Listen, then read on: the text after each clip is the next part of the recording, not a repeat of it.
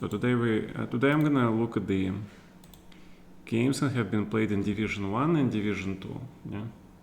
So the first match was between Martinez and Nepo, and it was surprisingly one-sided match, which Martinez won.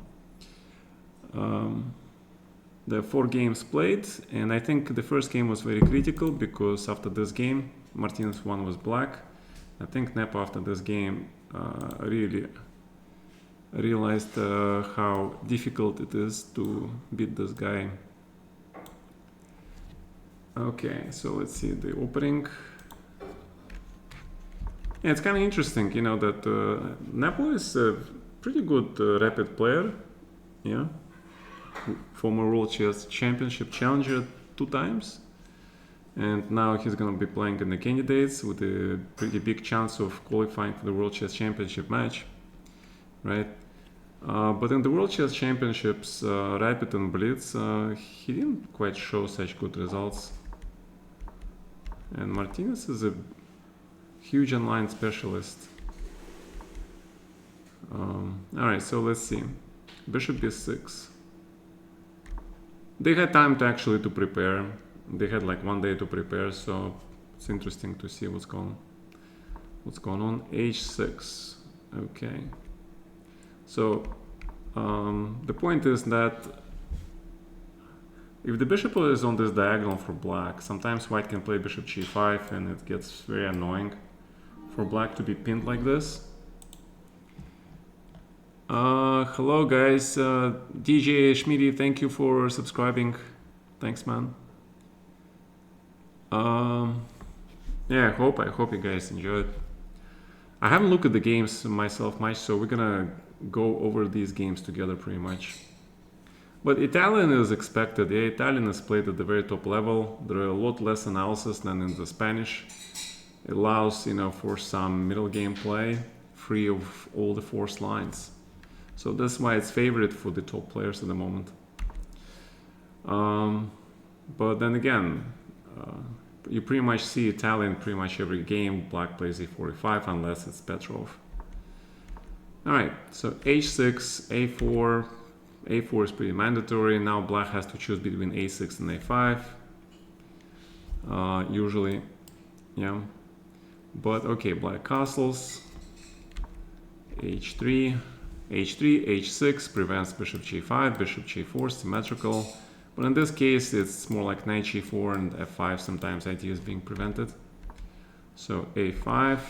In the past, you know, people used to play a6 almost automatically until somebody got a bright idea that, you know, why play a6 and allow white to get space advantage if you can play a5.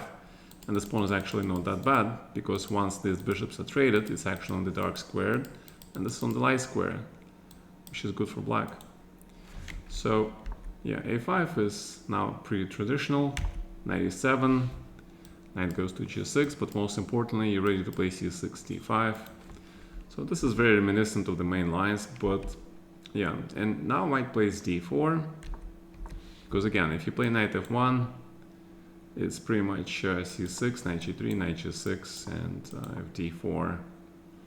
Yeah, black can even play d5 here with the tempo. Yeah, black bishop is here, but this bishop is under attack, and then black gets very important tempo to exchange this guy, which is pretty cool. So that's why white plays d4, but it's interesting that here Nepo makes a huge mistake. Yeah, I mean he plays obvious move, and black is absolutely fine after this. Apparently e5 is very strong. I don't know what happened, why he missed this move, but once you see this move it becomes very logical, because black cannot take the bishop. Black king gets defense gets absolutely destroyed. This pawn is hanging, this pawn is hanging, so that means black can't take this bishop, means knight has to go somewhere. And there are probably 2 reasonable spots, d7 and h7, with the future idea of knight putting on a8 and trying to block the squares and protect the mating square. Yeah, knight a4 is interesting, and the idea is if you take, then you can take the bishop, but obviously white plays something like this. Yeah, and its advantage. So I don't understand why Nepo missed this. He played this immediately, yeah? It could be analysis, or it could be mistaken analysis, could be just a memory lapse. But after this, black is fully developed, white has weak pawn, and I think, you know,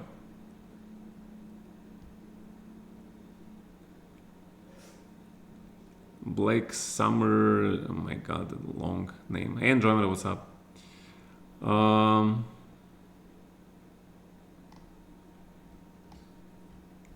Yeah, guys, we're not going to talk about who is suspicious, who is not. At this point, doesn't matter. Both grandmasters have been playing on chess.com for years, and I guess some there's nothing you can do but just trust chess.com analysis that these guys are fine, and that's about it. So let's go back to chess. Yeah.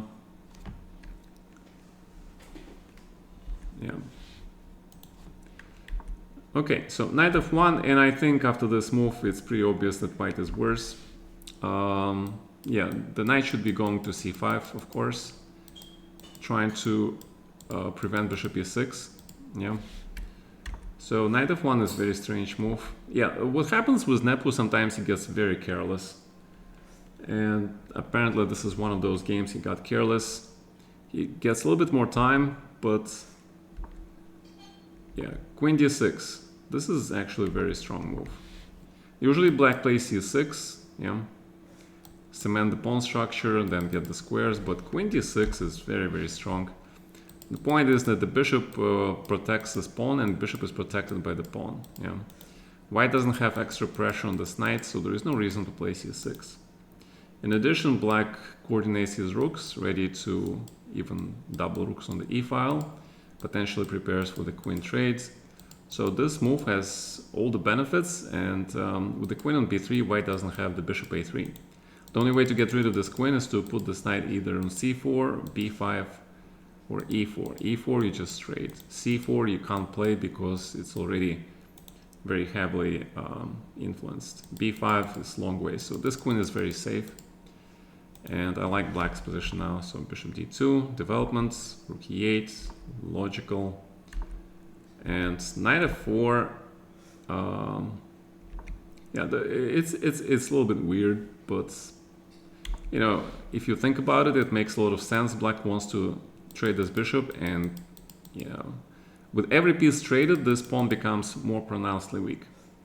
So white has now to come up with some idea, and he missed his chance here to find rook e5, which is actually pretty standard move in Petrov. You disrupt the coordination between queen and knight. Knight is under attack, and you get a tempo to double your rooks on the e-file. Okay? And the point is that if knight counterattacks, then you have time to take the bishop, because yeah, you get another knight, yeah. And if he takes on e6, then two weaknesses, they compensate each other. Yeah, so rook e5 was very strong, and probably Nepo, probably Martinez would take this guy and play knight d5 or knight g6. But again, the rook can even go here, yeah, which is kind of interesting because, again, thanks to this pawn being on c7, this rook is actually fantastically placed, creating pressure, and controlling the fifth. Again, should be close to equal though, yeah. But he plays this. Also, I don't know, bishop f4 looks very sensible as a human. Obviously, you must take, and take here. But the point is, white doesn't have bad bishops, yeah? And this looks just equal. Yeah, queen b3, and trade everything. And black has, so, I don't know, probably Nepo was thinking he can still win. But bishop c3 looks really bad. Yeah, this is not the place for the bishop. Knight f5 looks okay, so Nepo gets rook e5 in, knight g6, and this is just a blunder. Yeah, he played this in less than 20 seconds, and he just blundered queen d5 and black is winning. So I don't know, it's exchange blunder, yeah? It's for nothing. Apparently rook d1, or maybe it could be mouse slip, yeah? Because if he plays rook d1, then you protect the rook, yeah? Because no more queen d5. So maybe it was just a mouse slip actually. Yeah, because rook d1 actually makes more sense, and then you're planning rook b5 and put the knight on e5 and prepare for all the potential activity here, and yeah, it looks pretty equal. Yeah, so rook e1 is extremely suspicious of being just a mouse slip, because after this black is just completely winning, and white is trying to create some slimmer of compensation, but Martinez is very, very strong. Rook d8, threat of queen d1 tempo, also knight is ready to go to e6.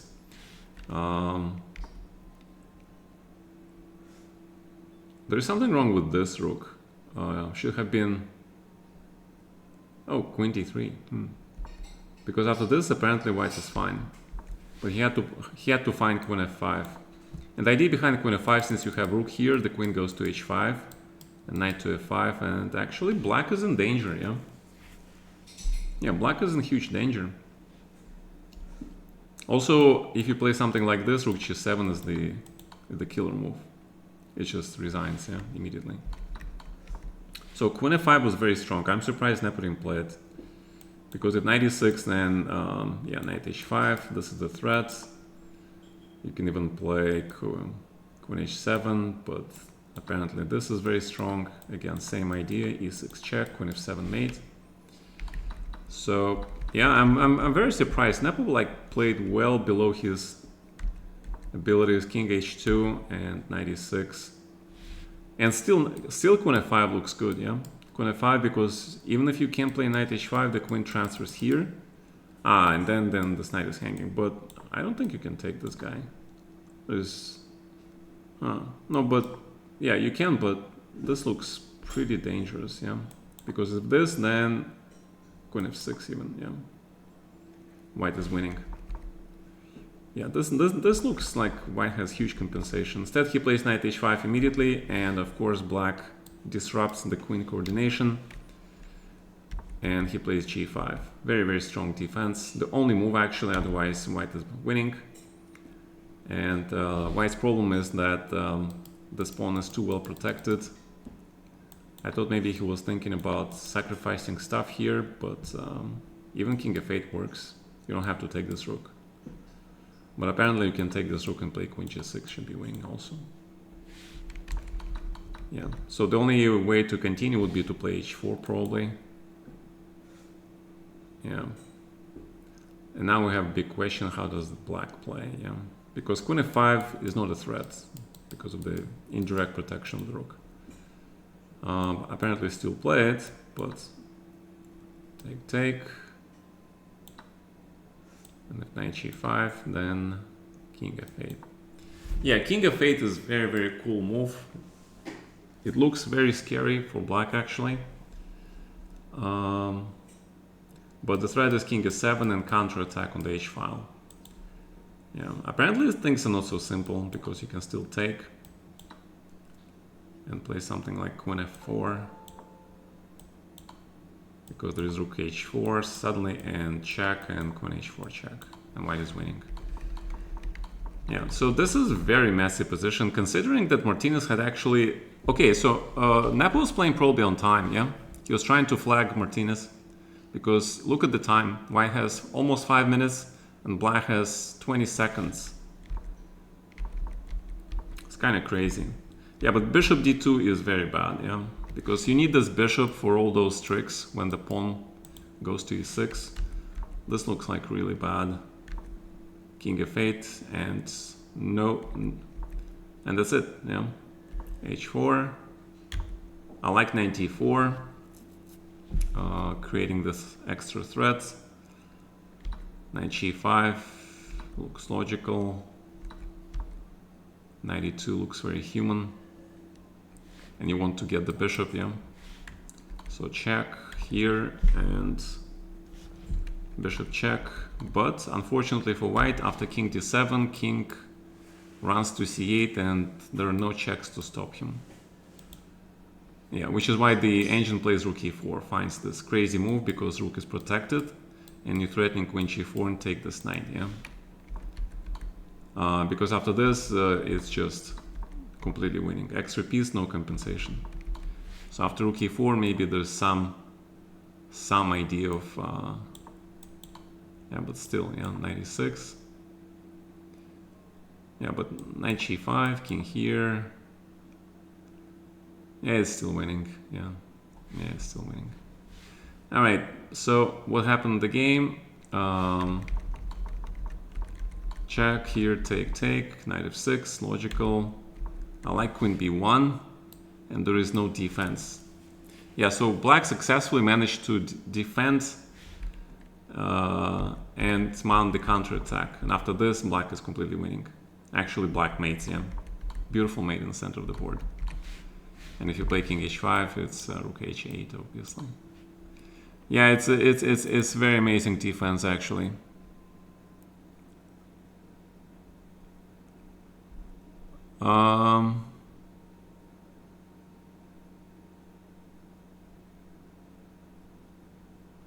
Yes, mouse sleep happens all the time.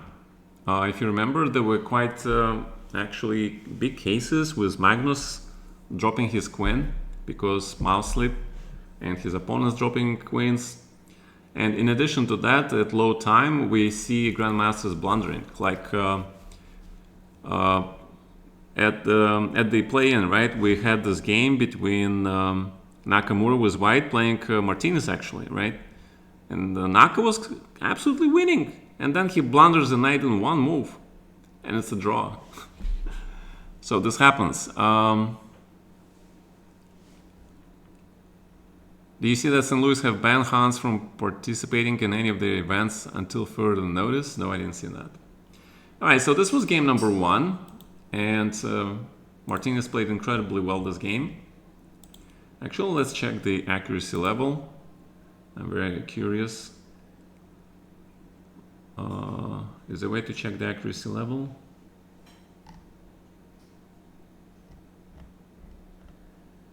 Moves? Yeah, there is. Oh wow, 91% accuracy for black. While Nepo is only 79% accuracy. Which is confirmed by what we saw in the middle game, right? Nepo mouse sleep was rook e1. And then his decisions with king h2, missing queen f5, knight h5 idea, and then bishop d2, yeah. So these moves cost him huge accuracy. It's like 3 mistakes. There is no review with telling how many bad moves there are, but I can tell you that, see, it's in red, right? This is first big mistake. Rook e4 is second big mistake. No, rook e4 is correct. Is okay because, but king h2 is big one, yeah. After queen f5 and after bishop d2 is game over. So 3 mistakes, while black had pretty much only one wrong move because he should have played queen d3, not allowing queen f5, queen h5 transfer. So 3 mistakes for white and 1 inaccuracy for black, and that's the game. Yeah, I mean, yeah, but again, Martinez is tough to commentate. He is very unpredictable, but he's also quite consistent player. Yeah. All right. Again, it would be very interesting to see how he fares if he plays in World Rapid Blitz Championship. But for some reason, he never plays these. Yeah. I mean, imagine this guy wins a lot of bullet events, Title Tuesdays, right? He wins all these rapids, and yet he does not play World Blitz and Rapid Championships, which is absolutely crazy. All right. I think he is the only grandmaster in the world who is at this level, winning so much money online, who doesn't prove his OTB skills. Yeah, to be honest, I think you know, chess.com should actually force him to play OTB events to prove that he is actually so strong, because I think it's getting ridiculous actually.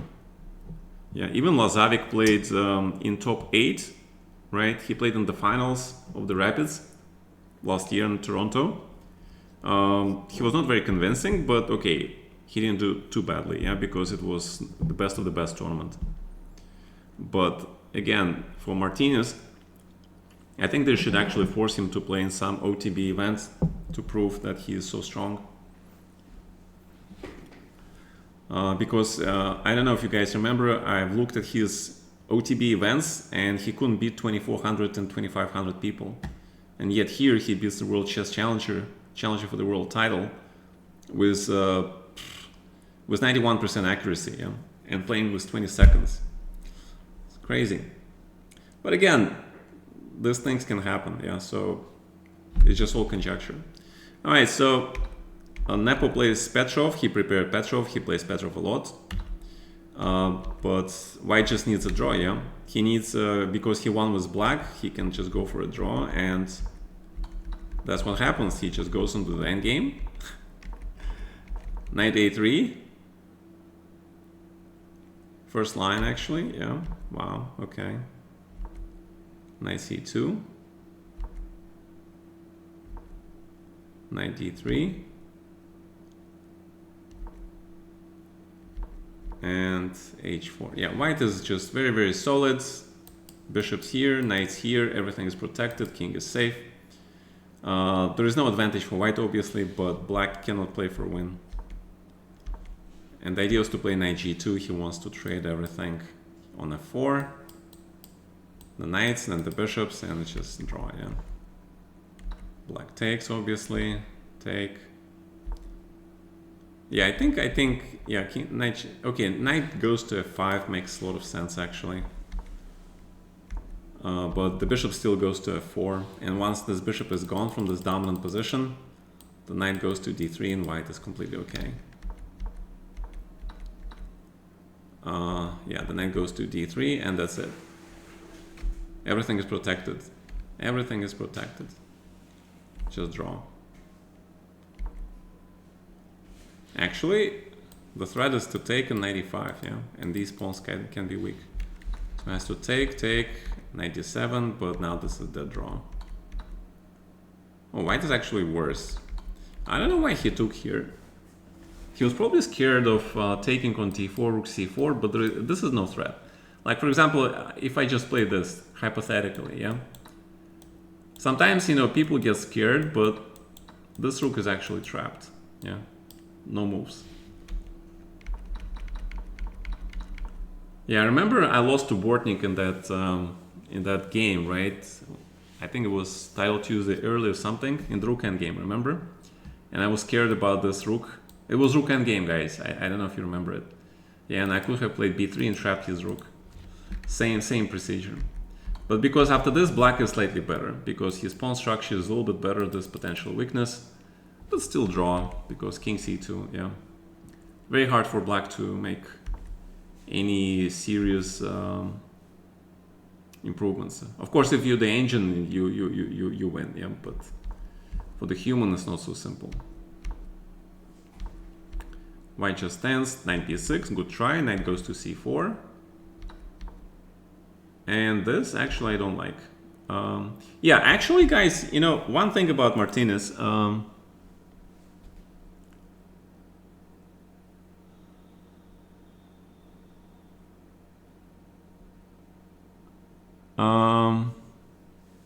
yesterday, Sweeter Mouse slipped and early g4 and stumped.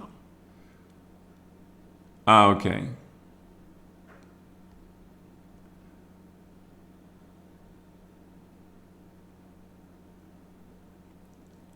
They're hosting the US Championships again this year, but he'll miss out on that again because he won't be able to do very well.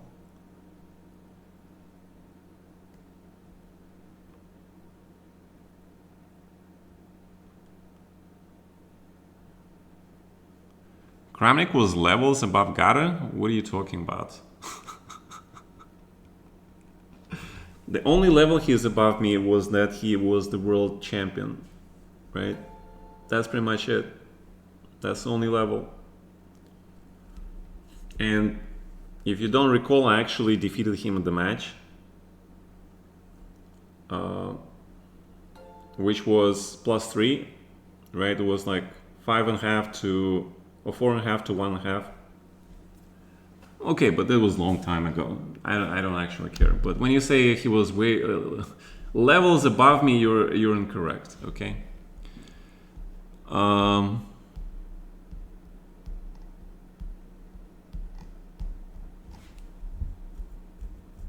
Well, I was a challenger for the world title, so it's not that far. Okay. Anyway,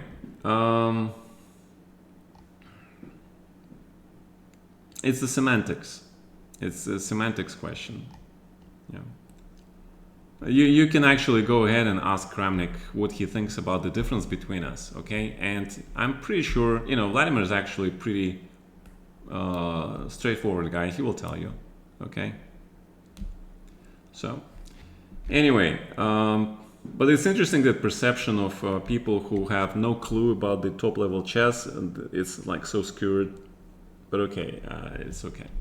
Yeah, actually, Nepo is correct. One thing about the Martinez, his weakness is, one big weakness is that his endgame play sometimes is not optimal.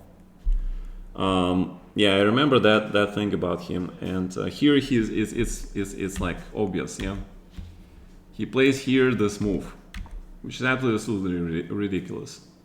Like, how can a grandmaster play g4 and allow this protected pass pawn? It's like beyond me. Yeah. Like, why would you play this? f4 makes so much more sense, because if g4, then you have knight e5. So you have to give it check. Okay, but he was down to 2 minutes. I understand it's not so simple. Yeah, but g4, h4, pass protected pawn. Now you have to play this, and after this check, it's unclear. Like, where does the king go? He has to go here, yeah. But if he goes here, this king is very far from the side. And black has potentially, if the king comes, like, arrives anytime here, black is just winning. So, also rook f8 is, yeah, Nepo is actually very good in the endgames, but unfortunately for him, Magnus is just better. Yeah. Yeah, I'm curious why knight e5 is so strong. Probably the idea is that you play rook f8, and you force this knight to move, and then knight blocks this pawn, protects this pawn, and this is weak, and now the king comes and rook comes, and this is winning. Yeah, if Nepo had found this idea, he would won the game. He plays this, which is still good. Ah, wait. He plays rook f8, knight d3. Ah, and white is okay, yeah. White is okay because... wait, g5? Yeah, this is getting very sharp. Yeah, okay, but white survives, yeah. f4.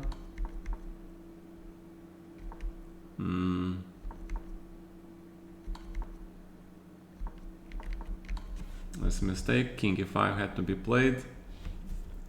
Yeah, yeah. Endgame is very, very hard to understand. King f5. If check, then king g7, because you cannot take with the rook. But if you take with the knight, you're lost. And if you take on c5, I think it's just check. Oh, check is a draw. Okay. So a3, and this is a huge threat. But g7. And rook goes from here. Or rook h5 check, yeah. So, yeah, this is kind of crazy. It looks very dangerous for white. So what happened? Check here, here, here. Yeah, now, okay, 93. Yeah, still looks very dangerous. Extra pawn for white, but he has the check, and if king goes to e5, you lose this very important pawn. But if you don't play king here, then king, then 96, and you still lose the pawn. Okay. Yeah, Martinez got very lucky here on tactics, and after this, just draw. Yeah, this is a dead draw. All right, yeah, he got very, very lucky in this game because Nepo was so very close to winning. All right, this game.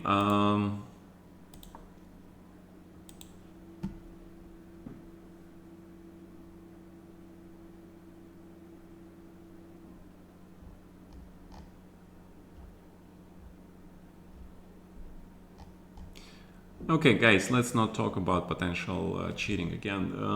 This is a recap of the round 1, division 1.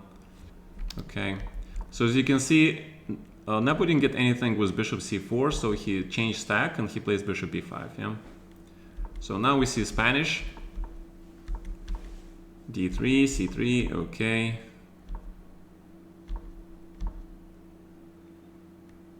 Yeah, but this is, yeah, but Martinez plays this very strangely. I don't actually recall Martinez playing Spanish so much before. I think he was playing like Najdorf or something. He was playing something different. I don't know when did he switch to Spanish. Oh, now he's got this position that I get against him with black a lot.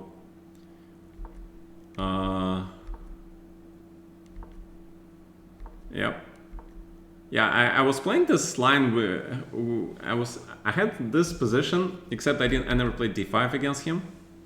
But d5 is a good move, because with the bishop on g7 you actually can play d5, yeah. Yeah, it's kind of funny because I played this with black against Martinez. He actually plays e4 with white, so it makes sense for him to play Spanish, yeah. And black is fine. All his pieces are developed, king is very safe. He played bishop e7, bishop f8, bishop g7, but white got nothing. Yeah, white was very safe. There is no d4. Black actually got d5 in first. Black has more space. Everything's protected. This knight is doing nothing. Ideally, this knight should be on g3, and white should be hitting this pawn, you know, to get the king here or something, some tricks. Yeah, the only thing I don't like is I don't like this move. Yeah, I think this release of tension is actually not very healthy, but I understand. Yeah, the rook is unpleasantly going, looking at this queen. So black wants to trade everything. Yeah, but after 94, he will have slight problems, yeah? Because knight wants to go to c5, so you pretty much gotta take. Queen e7, and then after bishop d5, it's kind of unpleasant advantage. It's like London with g6, d5 lines, right? b4 here, knight goes. It's very simple for white to play, and black has unpleasant position in front of him. Yeah, and so is d4 actually, it's okay. But, yeah, but he should take and then play b4, of course, yeah. This is a standard way to play this. But okay, bishop c4 is fine. Queen e6, yeah. b3. No, but b3. b3, keep the knight here. Black guessing. Yeah, bishop f8 is very important. You get this bishop to this. Sometimes if black can get the bishop to c5 in the future somehow, he is fine. So b4, rook d8, okay, looks good. Black transferred the knight to d7. I don't think that was necessary. Yeah, you should just probably play rook d7, double the rooks, because some point white will have to trade the rooks. This is kind of overkill. F3, and again, it's advantage white. Just the difference in the bishops, file, and these knights, and space advantage on the queen side. But doesn't look very dangerous yet. b6, c4, c5. Take, okay. Nepo plays pretty well, but Martinez is defending really well as well. Rook b1, logical, yeah. You don't have anything here, so you switch the rook to the open file. So white needs the knight on d5. If he can get the knight to d5, white has unpleasant advantage. And vice versa, if black can get the knight to d4, he's fine. So knight d8, potentially knight c7, knight here, here, protecting stuff.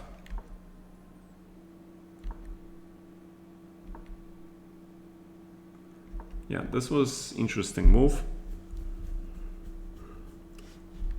In general, I don't really like putting the pawns on the color of your opponent's bishop, as it gives a target. And as you can see, knight f1 was actually the move, yeah? Knight c7, bishop here, knight e6. So they both got their knights where they want. However, the knight on d5 cannot be traded by the bishop, while this guy can potentially be traded. So this, rook b7.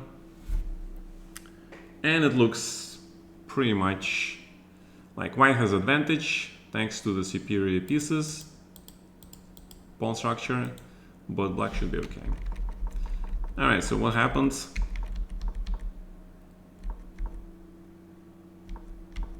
Yeah, knight got here and black is just completely fine, yeah? So Martinez is playing actually for a draw. Yeah, Nepo finally gets the knight to d5, but check. H5 makes sometimes sense to bring the bishop here, but this is also okay.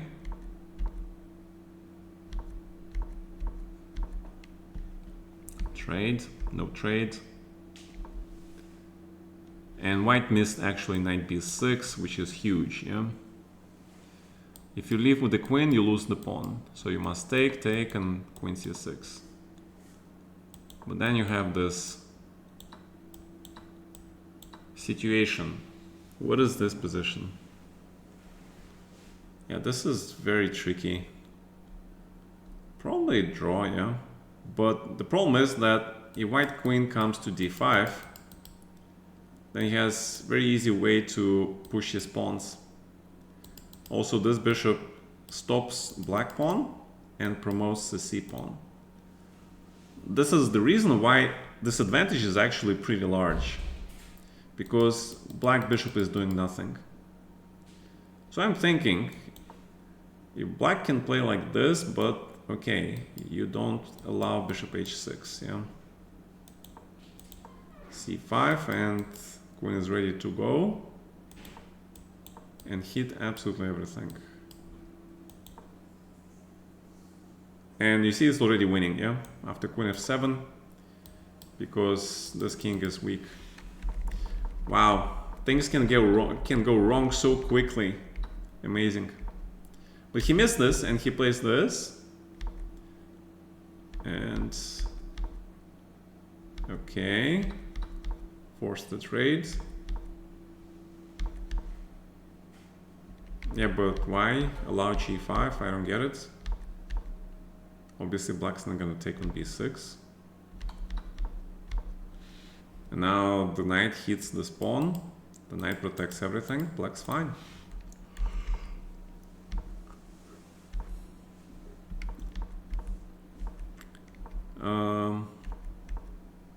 Yeah.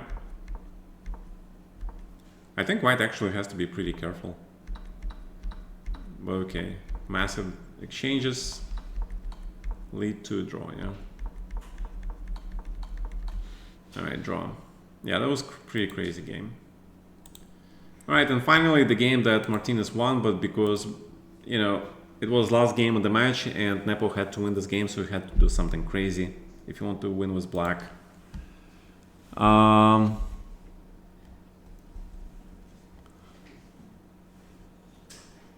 Right. Okay, so that's why we see this d6, g6 line. And Martinez just plays London. Yeah, he plays London. He plays like me, yeah? Yeah. Yeah, the computer says e5 here is even better because Nepo plays Hippo, but he has no idea how to play Hippo correctly. So Nepo gets into a huge problem, yeah? Instead of c5, it should be e6 and knight e7, and then you play c5. But he plays c5 and h6, and g5, really? With underdeveloped knight? My god. It's +3. After 9 moves, strong grandmaster gets lost position with black. Because he decides to play hippo for a win, and you end up in a lost position.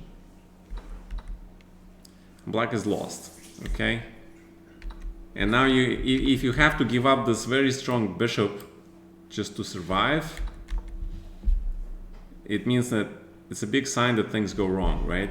Look at this white bishop. Look at all these holes here, potential pin here. It's just absolutely crazy, yeah? My god. Absolutely lost. Unbelievable. Yeah, I expected h4 here. And then take, check,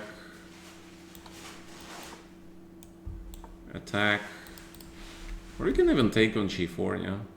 I think knight g4 just easy win. Pair of bishops, black has no castling rights. This bishop is a monster.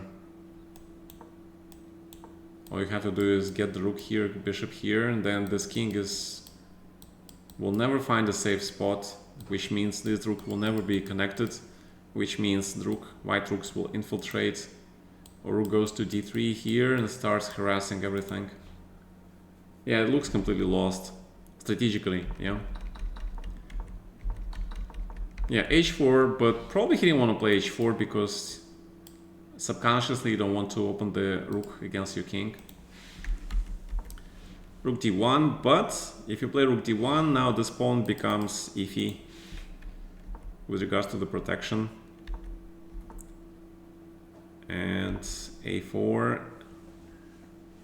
Right, so it was kind of a trap because you can't take this pawn because of check, take, and bishop protects the king, yeah. So 97, but suddenly it looks like black is almost back in the game. All he has to do is make one more move, and this bishop is locked and the pawn is hanging, yeah. But there is no one more move, yeah. There is no one more move. Chess is always a strategy, one move. This is the threat. Black must take, and now this king is wide open. Yeah. And you see what the computer does? He just plays rook e1 and protects this pawn again. This was kind of, yeah, this was kind of solid move, by the way, but this means that you don't play for a large advantage. And he had to give check, of course. Yeah, had to give check, of course. Or when he takes here, he had to give this check on d3. You have to prevent black rook from coming out. And with this check you do because king has to go to c8. And now this pawn is hanging, yeah? So you capture this pawn with the tempo, and this pawn is also hanging. Yeah, so this was very uncharacteristic, but I guess Martinez was, you know, he has +1 in the match, he has a great position, so he kind of relaxed a little bit, I guess. It's fine. Alright, what did he play? Yeah, he allowed knight c6 and bishop e3, which is still fine. Queen a4, first line. And I think black simply must take this pawn. Yeah, you must get active. Threaten to trade the rooks. If black trades the rooks, then these pawns actually can get you know, very dangerous, especially if this pawn is gone. So I would take on b2 here for sure. This bishop f8 Nepo move was very strange. I like knight d2. And apparently this is also a mistake. Because white protected his queen side, this king is open, and a lot of holes, yeah. And knight a5 is fine, knight c4 is back. Nepo starts to make a lot of inaccuracies, but I think at this point it doesn't matter. The best he can do is draw in this game anyway. but he tries something and he's just losing. King d6, queen d6 runs into rook here. Check, and because rook is protected, white wins the exchange. So this is just lost game for black. King e5, yeah. f4, take. Check, very accurate, and resigns, yeah. Yeah, this was actually Nepo's doing, yeah. He tried to win, tried to use the incorrect opening for that, and you don't do that, yeah. I think the only way to play for a win, if you're in a situation like this, if you go for something absolutely crazy, like some kind of a crazy Sicilian, or maybe Pierce, yeah, or something. Yeah. All right, so actually, you know, looking at this match, Martinez looked very good. Not in danger in a single game except this endgame, right? But apart from that, he looked extremely strong, and Nepo looked like, you know, he had psychological problems.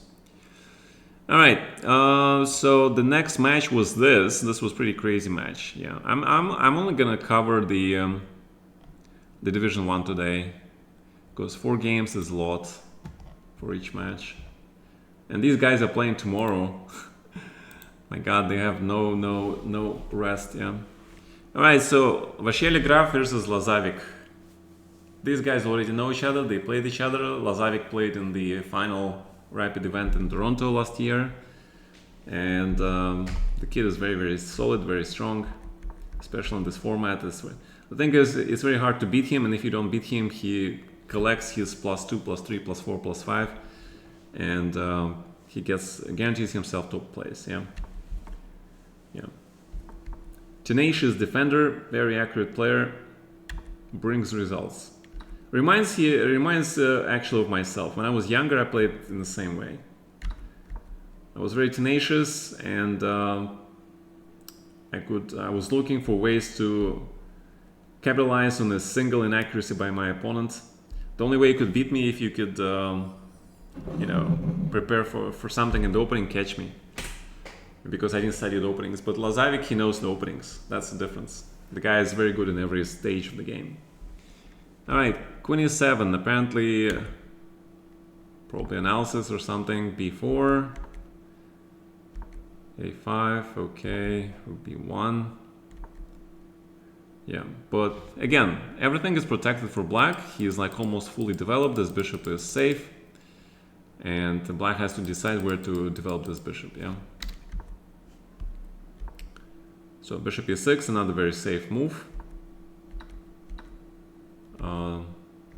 h6 prevents knight g5, bishop c4, but allows knight to f5. Yeah, that's, you know, I like bishop f1 a la London, because then you can play knight c4. If you play knight c4 here, there is knight a7 always, and the bishop is hanging. And if you take, then this pawn is kind of weak. Yeah. b5, rook c8, knight goes to b6.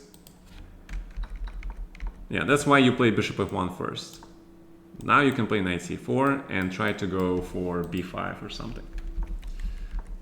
The other way to play is to play bishop c4, like we looked at the previous game. Yeah, bishop c4, force the trades, and minimal advantage white. But knight f1 is a little bit, I mean, it's okay. Knight h5, apparently not the best move. The best move for black is to also remaneuver his knight to a better square, which is apparently this square. And now potentially the knight can go to c4 because this pawn is under attack. Yeah, this looks kind of weird. Like knight h4. And then black does this. Yeah, he can just play this and this. This is what Vasily Ivanchuk did once against me in the Spanish game. He just told me, you know, if I want to pair a bishop so much, I can have this bishop. But if I take this bishop doesn't do much. Yeah, no moves. Knight is very good, and this is weak pawn. So you know, pair of bishops is not everything. Alright, so what happens? Knight f1, he played knight h5, tries to play knight f4 first, knight e3. Yeah, this is a little bit surprising. Knight e3 looks correct, but g3, I mean, it doesn't look too bad. You prevent knight f4. So take, knight f6 back. Now the bishop has the square, but knight e3. And now black maybe is planning knight g6 or knight b6. But allows knight f5. Yeah, I think knight f5 probably should have been played here. But okay, knight h4, g6. Why he doesn't like this move? It's fine.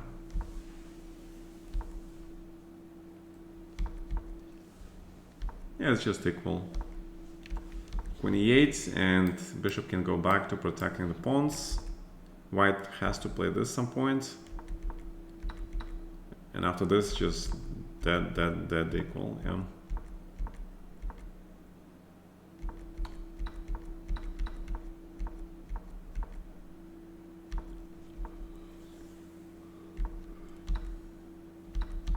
Yeah, you did just absolutely trade everything.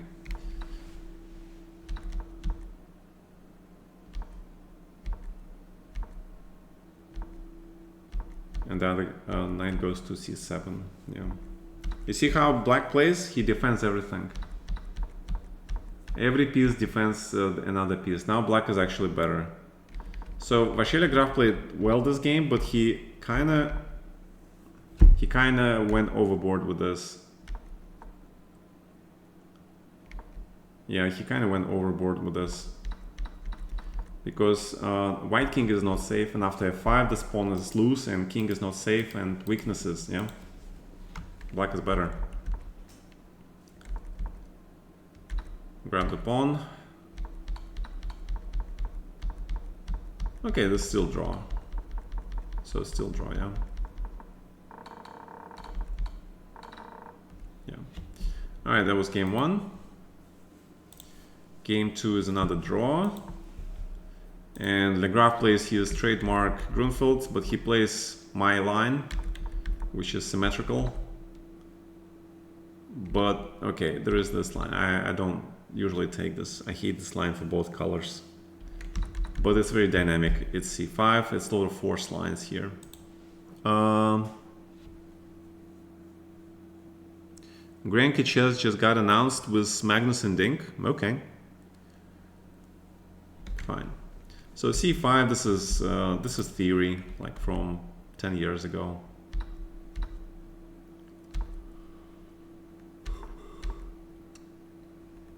Black looks okay. a6. I don't think a6 is necessary. You can just play knight c6. Knight b5 is not that scary. Yeah, queen c8 and bishop h3. Very, very important idea. Black's fine. Yeah, a6 I really don't think is absolutely necessary, because now this pawn is potentially weak. Because ideally you want this pawn formation, okay?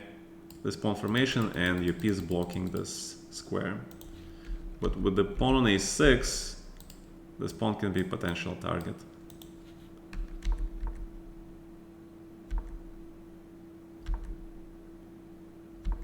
But apparently black's fine. Not fine, yeah? Yeah, he should have played bishop c6, because after this... Oh, Lazavik made a mistake, yeah. Queen b2, removing pin, countering the pin here, and now this pawn is a huge target, yeah. Probably he was worried about bishop d5. Pretty sure that was it, but e4, untouchable thanks to the pin.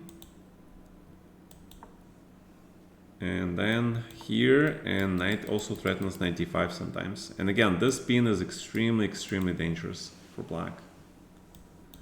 Because knight on g7, remember guys, knight on the fianchetto square is the worst knight in the game. Pretty much. Apart from the rook files, yeah. But this is like the worst square for the knight. And after knight d5, You can see how this is huge advantage for white, yeah? Huge. All right, so, but he plays e3, very solid move, bishop d5, still advantage white, but this is wrong, yeah, wrong. All right, so here, take, 94, okay, and just draw. All right, so that was game number 2. Game number 3, we have Berlin, which Lazarevic plays, but of course Vasily Graf, I think, plays it with white also, so it's very interesting to see what's going on. Knight c3, king here, bishop f4, old main line, g4. Yeah, I play like this with white, yeah. I play this with white, yeah. I think white, but after this move, it's no advantage for white. Yeah, actually, it's okay. I don't understand this move. Yeah, you're supposed to play knight g3 here, then king g2, because if the knight gets to f5, black has problems. So rook e1, I don't really understand, because black is actually really well here. The king goes to e6, you play g6, and white can never play f5. And if you can never play f5, black has a huge chance to break through with the rook somewhere, and white has to be defensive.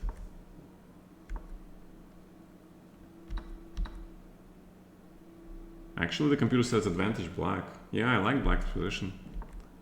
b5, very strong. g5, correct.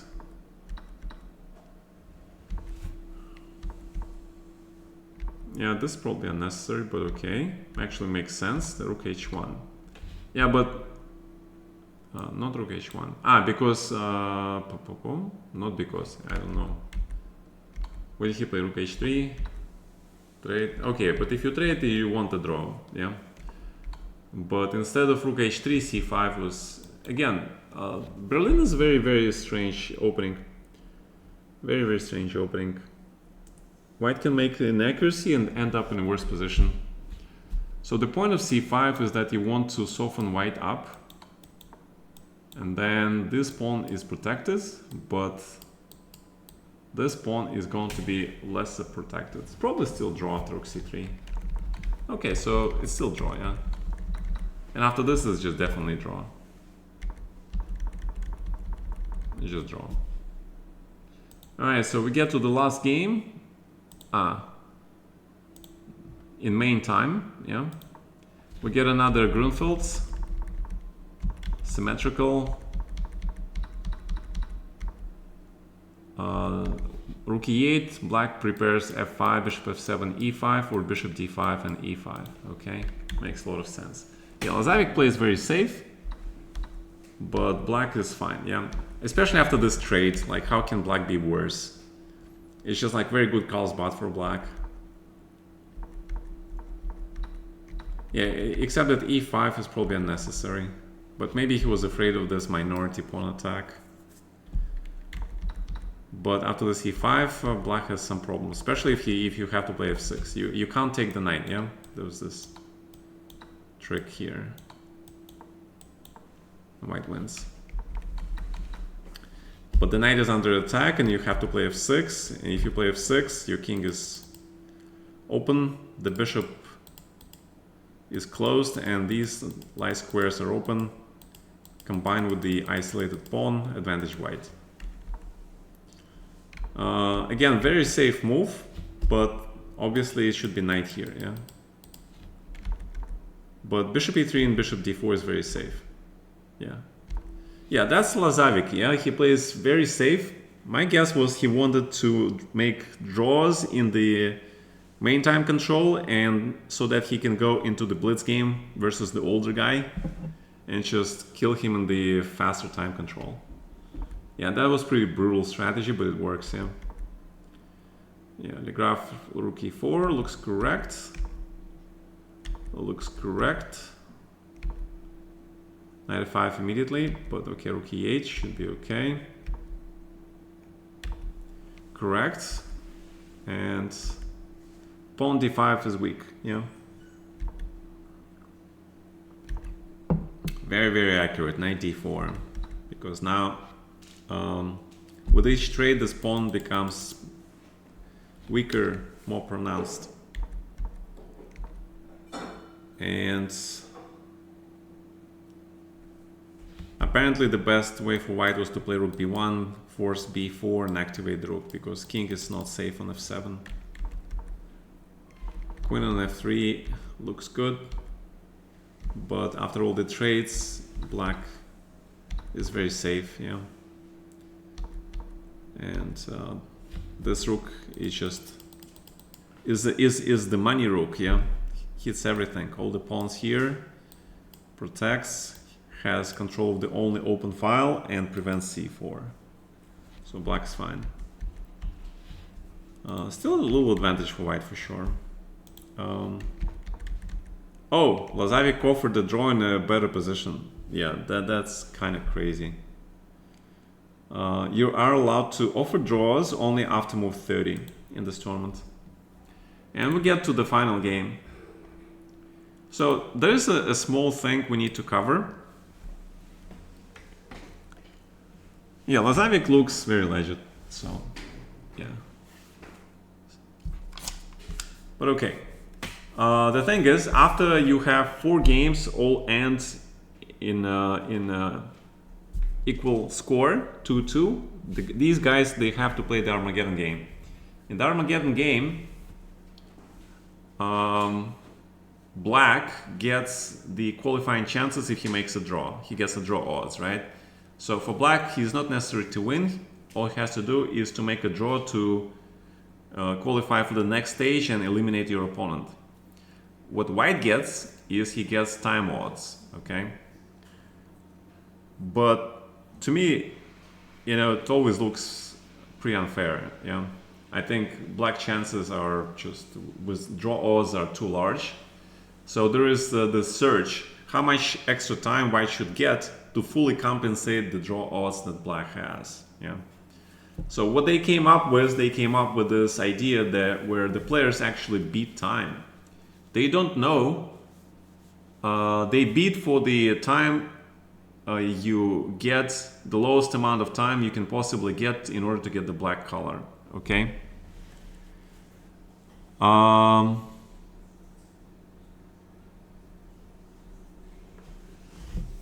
Yeah, these days black and white, they're like pretty much same.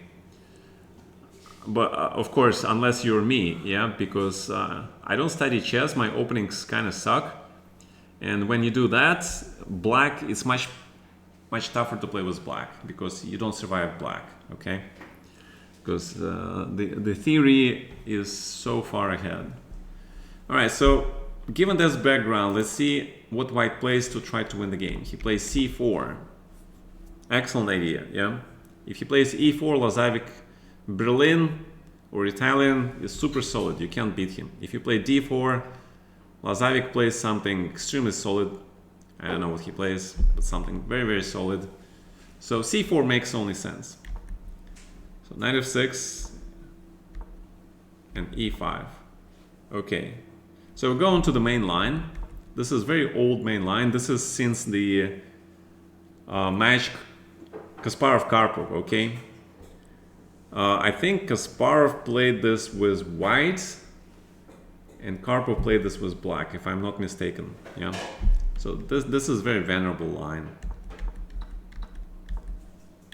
And bishop c5 is kind of recent thing. Yeah, I don't think bishop c5 was well known in those days. Pretty much everybody played knight b6. And if you remember Korchnoi days, then you remember g5 or bishop e7 and g5 idea. It's pretty much, you know, this idea, it's reverse dragon, right? Dragon with reverse colors, where white has extra tempo. But it's still kind of, yeah. So this extra tempo is very important, yeah? Because you see g5 is not working here. But there are ideas like that. But bishop c5 is very solid line for black. Very, very solid. The point is that if you do something like this, the bishop stands on this diagonal very well, and it prevents bishop e3. Okay, and if you go for some tactics like this, knight c3, take, d4, it's just completely nothing. Okay, so queen c2. Yeah, I'm only curious what happens if you play this d3, and apparently it's just bishop b6. Yeah, and again, it's a dragon reverse colors with the castles, and if you know these lines, this bishop on b6 is very, very strong. Okay, very strong, because usually black puts the bishop on e7, and that is a very one dumb bishop. Yeah, I mean, bishop on f8, looking at this diagonal, doing nothing, is, and compared the bishop on this diagonal, it's just two different bishops.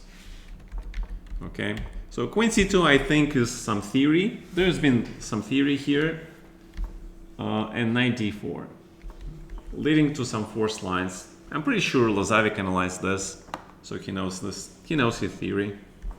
Queen e4. So the big question: what happens if you play like this?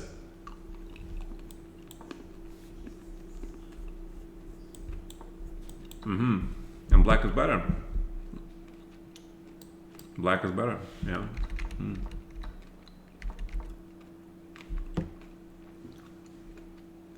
So the question is, why would you play queen c2 to get into this? And queen e4 is the answer. But black just trades all the knights, plays this, and it's draw. Okay. No weaknesses, no knights. Very straightforward bishop and rook position where everything is protected for black. Just dead draw, pretty much.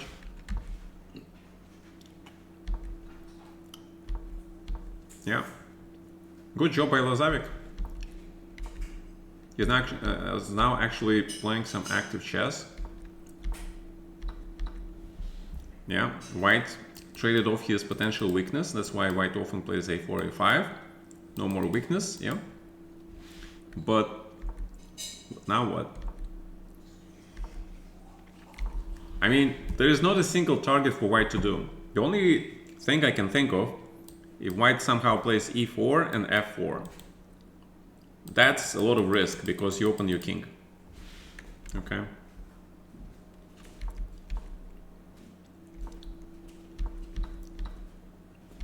Yeah, just trade, and here. Yeah, I expected bishop d4 actually,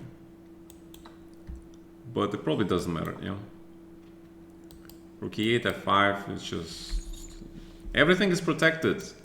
And if you play c4, even if black loses these two pawns for this pawn, but he trades the queens and bishops, black gets drawn rook and 3 pawns versus rook and 4 pawns. Okay, this is like crazy. Zero chance for white to win this game. But if you play ct4, you're playing with fire because this bishop is bad now, because this pawn is backward, and if black plays f5 and g5, f4, black can actually win this. So white is taking a lot of risk. I don't know for what reason, but he's taking a lot of risk. As you can see, black is already better because the difference in the bishops. So has to do something like this, yeah. And he had to play bishop f4, just go for a draw now. But the draw for white is equivalent to losing, yeah, because he gets knocked out. So he plays like this. Black is very safe, but he could play rook b8 and go for b5, yeah, obviously.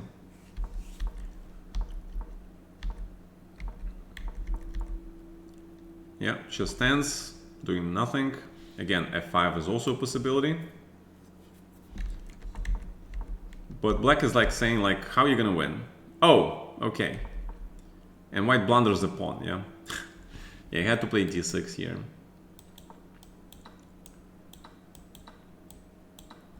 And just, you know, go for a draw, yeah. Instead, he plays this, and after this, the pawn on d5 is gone. Yeah, again, rook d5, rook d5, rook c7 is a draw, but He declines and black has extra pawn, which he converts, yeah? Yeah, this was very sad, yeah? Because white didn't have a single chance to complicate the position. All right.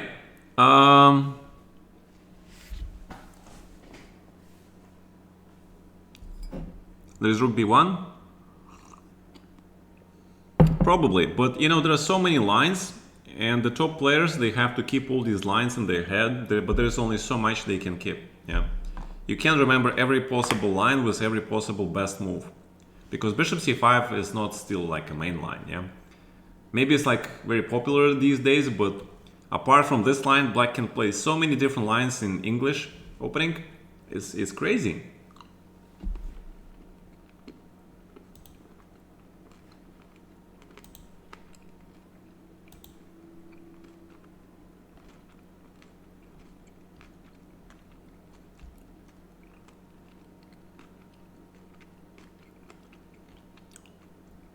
Wait, are you serious?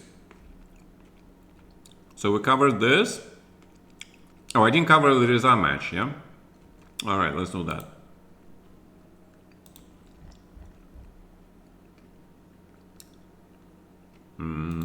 Okay. So Alireza plays Berlin. This is the match. This is the position that was made famous by Kramnik versus Kasparov.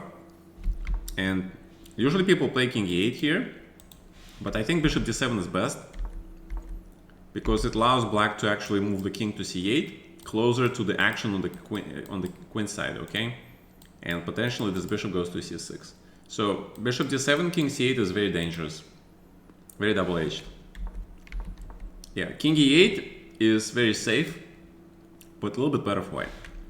But king c8 is very double-edged, but with a huge potential to outplay. All right, I don't think c5 is correct. Yeah, I think king c8 immediately is better, but again, who am I to doubt Alirez's opening decisions? King c8, bishop e6. Yep, and then b6, king b7, possibly g5 here. Once the king gets to b7 and once black starts the rook trade, white position gets very, very risky because pair of bishops is very strong and these pawns are going to be under potential attack. So white has to be very careful.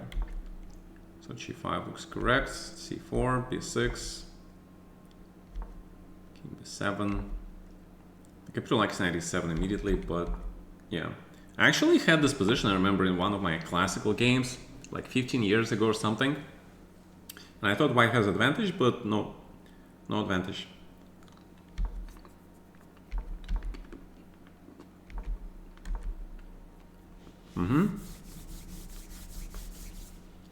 Standard move, because you want to protect this pawn before you play either h4 or f4. All right, king has to protect pawns. Also, king is very strong in the endgame.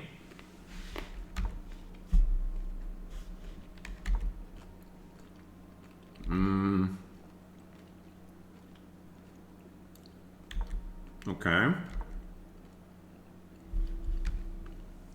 Yeah, but looks like black solved all his problems, yeah?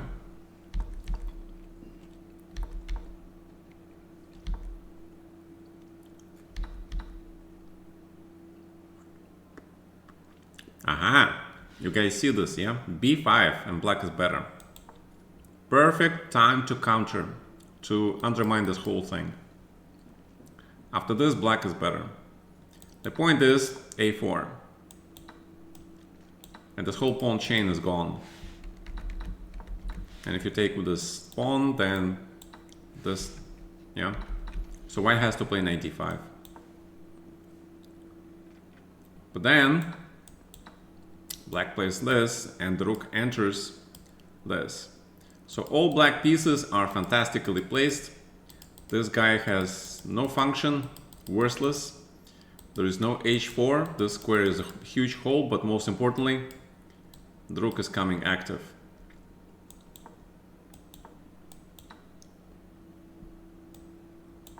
But red is knight h4, and white has to be very, very careful. Yeah, has to play this and stop this threat. Yeah, b5. I'm very surprised Alireza didn't play it, but you know, looking at Alireza endgames in this tournament, especially later today, we'll see his game. It's crazy. Yeah, his endgame sucks. So, did he play this or not? Oh, he did play this, yeah. So knight d5, king c6. Yeah, why would you care about this bishop? Yeah. So okay, yeah, he should have played this. Still advantage black.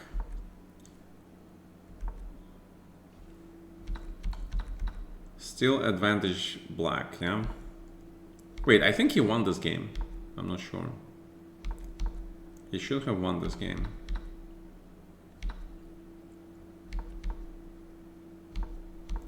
Yeah, that a pawn is rolling fast. And this is okay. The threat is bishop b4, deflecting the bishop.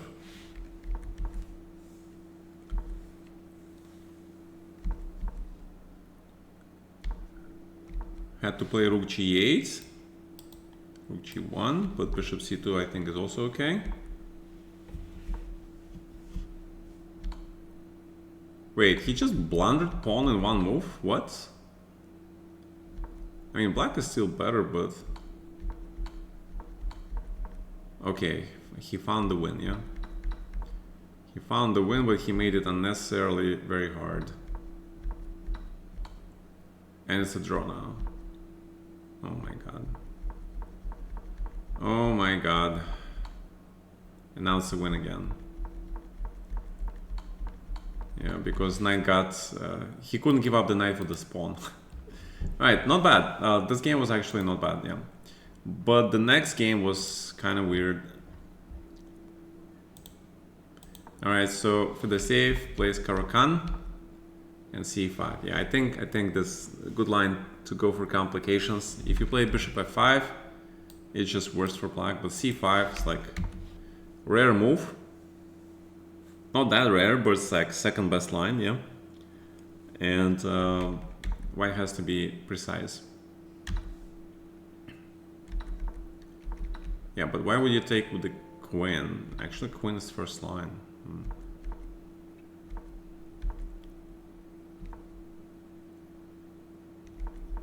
Yeah, Alireza knows his theory, obviously.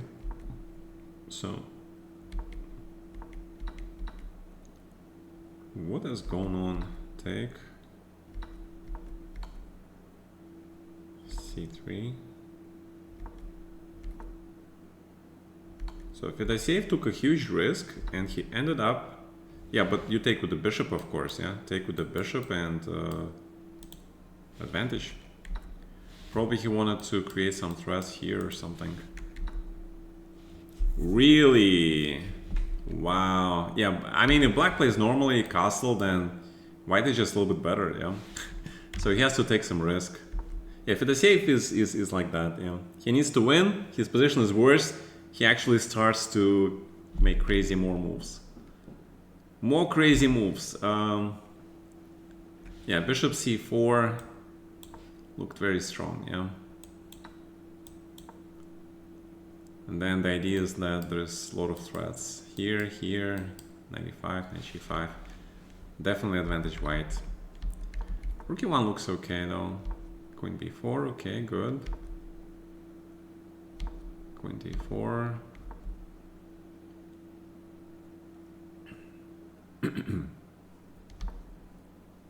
Yeah, just one question. How can black win this? I don't get this. How can black possibly win this? There is no frigging way. How can white lose this? Check.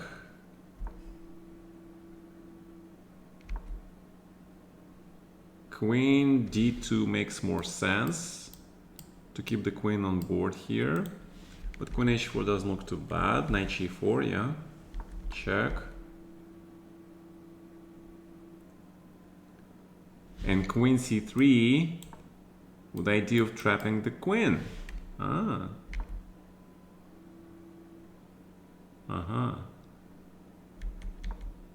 He plays this, and there is no mate. Oh, really? Okay, so he just gave up his 2 attacking pieces.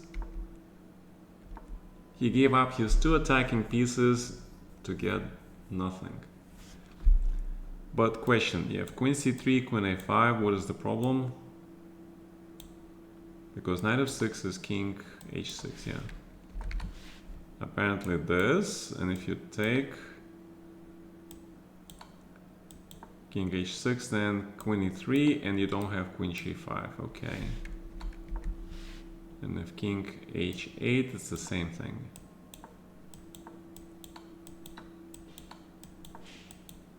Yeah, this looks winning for white, yeah?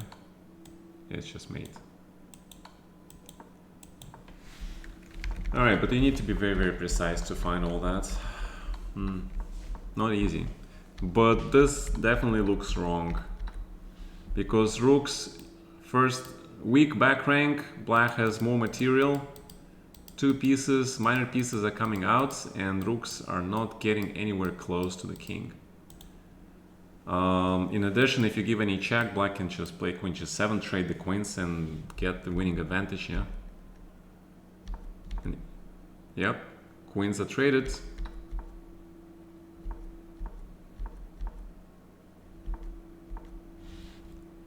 Rook simply protects the pawn, yeah?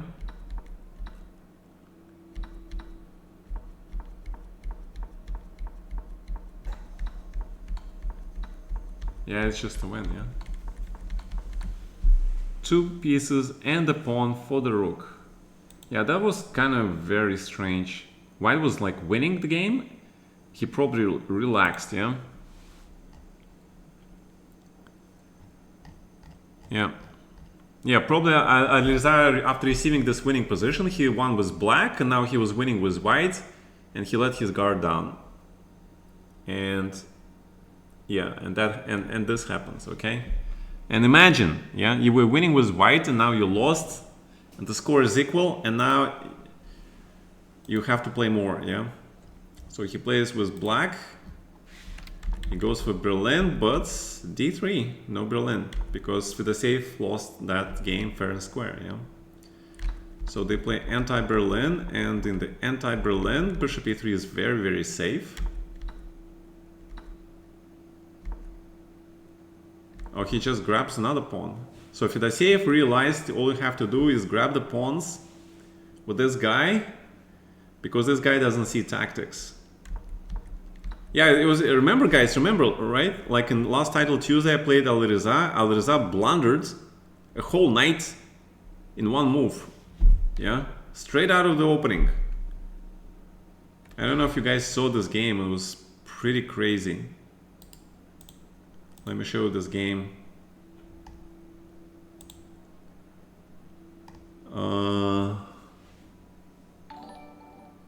This game, okay? We got a raid. Thanks for the raid, Mr. Jean. Oh, it's a woman. Jean-Marie Andrea, thank you for the raid. Thank you, appreciate it. Okay, so this game, okay, I play black. Endgame, right? Guess what Alireza does here? He plays f3, and after e5, knight has no moves. Okay, so that's it. Game is done. 14 moves, he blunders a knight. So that's what happens. You know, this guy is prone to blundering stuff. Okay, and Fedosseev is very tactically acute. So it makes sense for Fedosseev to actually sharpen the positions. Because the Berlin endgame that Alireza won in the first game against Fedosseev, there were no tactics. Yeah, there was just positional maneuvering, and Fedosseev got outmaneuvered. Yeah, in the second game there were tactics, and Alireza couldn't calculate that stuff. So if Alireza wants to win candidates, he better start working on his tactics, man. All right, d4. Okay, black is doing good. h5. Going for the king. Makes sense. Wait, Fedosеев just plays this. Fearlessly.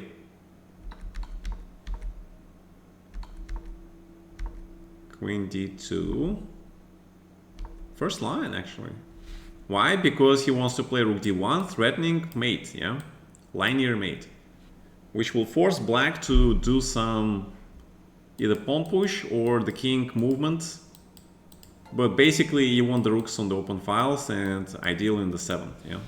So it makes a lot of sense. And also queen d2 protects the square. So after the trade, black doesn't have queen f4 and threatens some nonsense, okay? So queen c5, rook d1, king g8, and looks equal. Looks absolutely equal. Because the queen can't really move. There is trade and queen c4. So, yeah, but this is bad, yeah? Amazingly, one wrong move and white is in trouble. And Alireza has an advantage. Because he has extra pawn. So wait, so it was Alireza that was grabbing extra pawn this game. So he pulled the Fedosеев, yeah? But this is a mistake. This was a mistake. Yeah, he had to find rook d5. The threat was rook e8, queen h5 mate. But rook d5 attacks the queen, protects the pawn. But takes more critically these two squares, okay? These two squares are dangerous. So this move takes care of these two squares. And after this, black has advantage. Because after you capture this pawn, queen can go and protect the king also. This is geometry that the ancients are far superior to humans. They see it immediately. Yeah. And after this, queen trades, just draw. Yeah, this is just draw.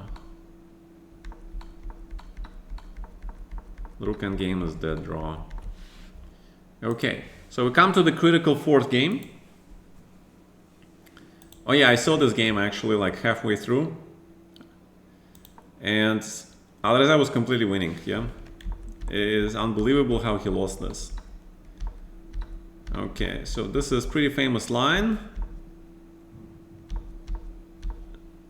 B3, C4. White is better because of the pawn structure. Knight is on the side of the board, but he is hitting the square which black must protect. Yeah, because otherwise you grab the bishop, and thanks to the superior pawn structure, giving white nice center, black is worse. Yeah, because if this knight was on c6, black is fine, but this knight is a problem. I mean, ideally you want this knight on d4, but to go from f6 to d4, it's like the furthest distance for the knight usually, okay? He covers the nearby squares, but to go to the diagonal square, it takes him usually 1, 2, 3, 4 moves, which is ridiculous. All right, so I'm pretty sure, you know, Alireza knows this line, that's why he played this. c6 and knight a4, okay, fine, bishop c3.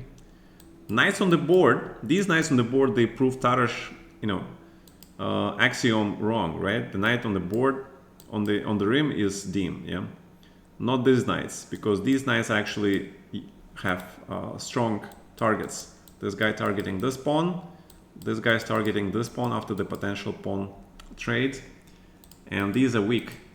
Knights are strong. This knight especially is untouchable, and black can never play d5, so black is in a huge problem.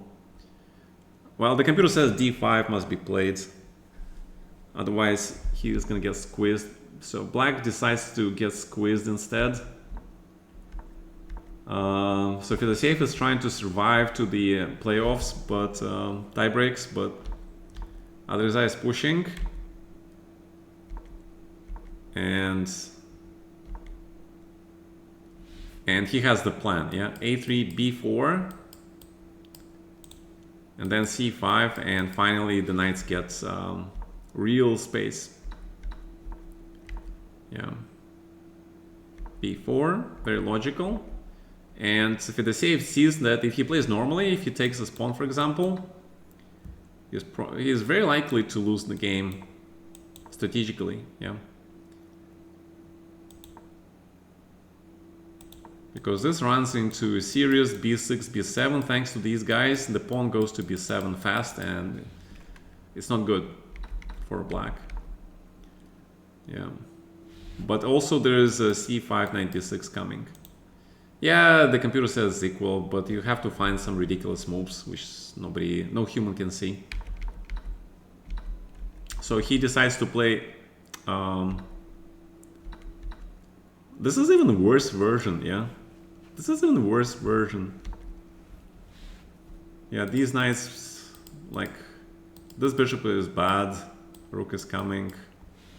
Yeah, black is like lost. Black is just lost in this game. Very nice remaneuvering the bishop to e3. Yeah, Adresa plays this part of the game amazingly well. Yeah, but what happens later was mystical thing. Knight b3 probably stronger, not allowing bishop d4 in the first place, and you're hitting this guy. Yeah. But okay, rook a6, bishop d4 is allowed, but knight b3. So rook d8, and he takes, which is okay. f3, getting rid of the knights. I agree. Well, black wants to keep the knights on board. He wants to keep everything protected, but there is no threat. Yeah. Yeah. So Adresa misses rook c5 the first time, but he doesn't miss it the second time. Okay. And he finds this move. Good. Now this pawn is gone. So Adresa is 1, 2, 3, 4, 5 versus 2. He has 2 extra pawns. The knights are untouchable. All he has to do is get rid of this guy by playing rook g4 and just start pushing the guys, yeah? And he wins the game. Unfortunately, he is down to 10 seconds while Fedosеev is 40 seconds, yeah? So that difference is +4. King g3, centralizing, king g7, grasping for straws, some check, rook e2, but nothing. But you know, in the blitz game, knight forks are the real problem. Yeah. All right. So push the pawn here, check, and he had to find c6. Yeah, he had to find c6 with the idea of knight c5 and c7, and he wins the game.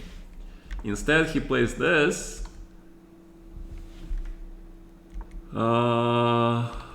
Check. And for some reason he goes forward, yeah. Even though the king is very safe here, like king g3, knight e3. But probably it's just, okay, I'll take this back. It's just transposition. Okay, so he goes here, but now he has to go back. There is no mate. If check, king f4. I don't know, c6 looks okay.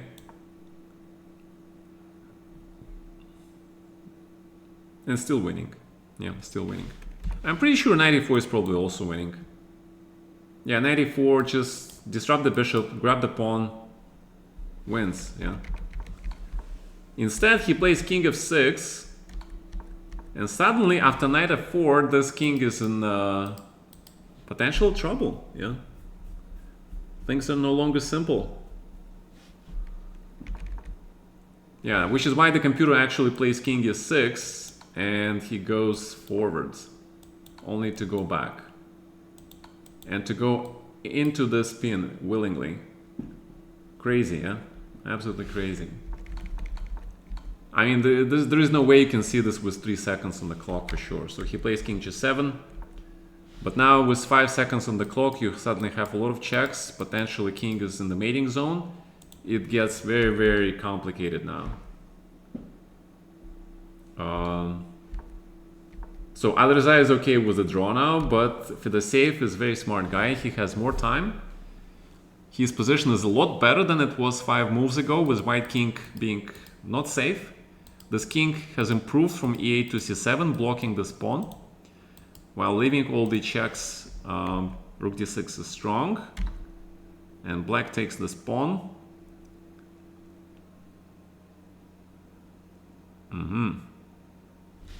And this was one chance for him to take this guy, because king g8, yeah. But it's probably a draw already. Instead, he plays rook a6. Playable. Check. Rook e7. Still draw. c6. Oh yeah, it was still draw, like until the very end, yeah. Even this move was okay. But of course, rook d7 is stronger. Rook should be behind the pawn always. And what happened here was absolutely amazing. Yeah, there's only one. Yeah, he just let this pawn go. Yeah, if he plays rook d7, he stops d2. Rook here, knight c5, d2. This rook keeps this pawn from promoting. And you need like bishop h5.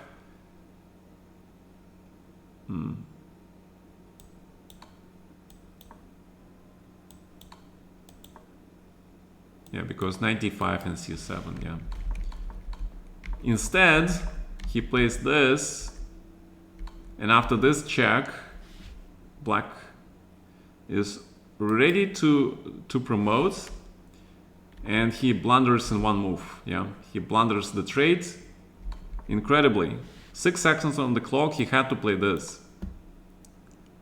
He had to find this move. The idea is if king b8, you can play probably...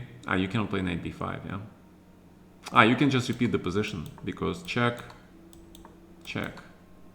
And you stop the pawn, yeah. So black must play king a7, but then your knight is ready to stop this pawn. You have to be smart about it, yeah, you have to play this. Yeah, this is very tricky. I mean, it's amazing.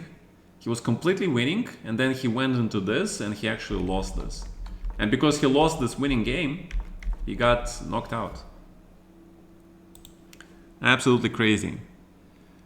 Yeah, white position was incredibly winning, and look at what happened. Even the best players in the world, yeah, they just blunder and ruin stuff. But you know, you have to admire Fedoseev, yeah? He managed to really confuse the player of Alirez's magnitude, confuse him enough to survive to this position where he actually won, yeah? Yeah, it was pretty amazing. All right, last match for today. And that is heavyweight match, Wesley versus Magnus. Yeah, this match was like worthy of the final, but okay. Things like this happen, yeah. Alright, first game, Wesley playing black. Wesley is one of the best theoretically prepared players in the world. So, very interesting. Alright, and Magnus plays reverse Banco Gambit. Okay. Would not have expected that, but I would not be surprised if Wesley knows something here. Okay, b3. Solid line, the most solid line you can play in Banco Gambit. With white, I play this line also. Just give back this pawn, and because white has to spend time, yeah. And if you play a4 now, this square is for black. So black is fine. Bishop b4, knight d7, pawn takes. Yeah, you must take, otherwise you just worse, yeah. But if you do, white king is now kind of under pressure. Except that Wesley plays this, yeah. After knight a6, apparently black is forcing white to play knight g2, and this knight is like atrocious, yeah. Black has full compensation for the pawn. With the bishop on h3, I think black has very reasonable chances to look for an advantage, because this extra pawn with the knight on g2, they don't mesh.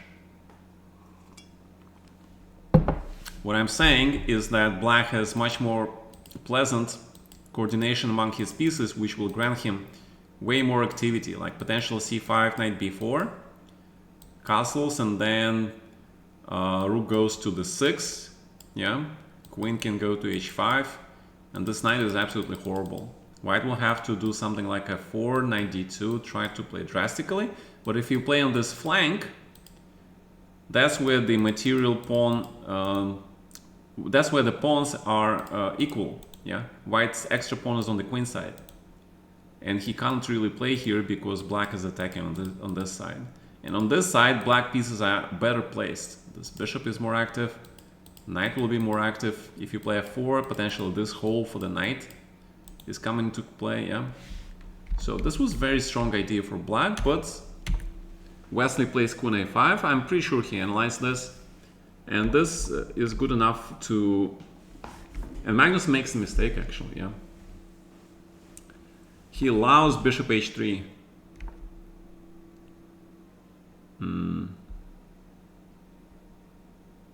And he should have taken this first, apparently. King d7, because black is threatening to play rook b8 and rook goes to b2. Oh, this is very unpleasant for white, yeah. This is advantage black for sure. So what's the difference? He played this immediately. Ah, because black does not get the tempo, right, to develop his rook with the tempo. With the knight on b4, you would have played rook b8, attacking the knight and developing your rook and forcing the knight back and playing rook to b2. Okay? Now white has an important tempo which he uses to immediately break open the position. Yeah, Magnus is like amazing player, yeah, which we all know. Okay, so rook b1, fighting for the file, not allowing rook b2.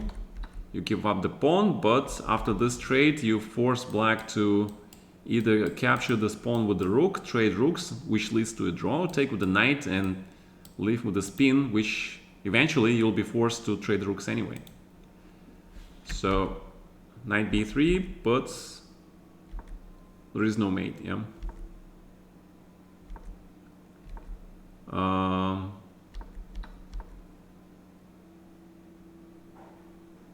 Yeah, apparently this is kind of crazy line. Oh, actually Magnus made a mistake here. So king f2 here, and he could have played apparently just e3. It kind of looks dangerous, yeah, c5 and then rook f8 or something. Yeah, but the knights hold all the squares, so there is no danger. What about, yeah, you need to play this, and if rook b8, knight e4, no, knight e4, rook b1. Yeah, this is hard to play. But I like the way Wesley calculated all this. Take, and suddenly black's better. These are very dangerous pawns, but okay, not much better. Yeah, knight f3, apparently mistake. I'm pretty sure he blundered this, yeah, and he loses the knight. Yeah, and rook a2 is a big threat. The only defense is kind of to play knight c1, but if you're Magnus Carlsen, you hate to play this move, yeah. You don't want to play something like that. So he plays knight f3, but after this, black has very serious advantage. Yeah, if Magnus was playing black, I'm pretty sure he would win this game. Oh, he made this. Oh, Wesley, come on, man. Yeah, you need to keep the pawn alive. Yeah, play g6 and then collect this pawn and advantage. Because after this, it's just draw. Yeah, it's just dead draw. Okay, wait, not dead, but it's still draw. Incorrect. King e4, king f4. What's the difference? Yeah, I don't know what's the difference. Why is it so different? Why can't you play knight f5 here? Yeah, okay, this is a bad computer. Yeah. So yeah, so this is a draw, okay? This is just draw.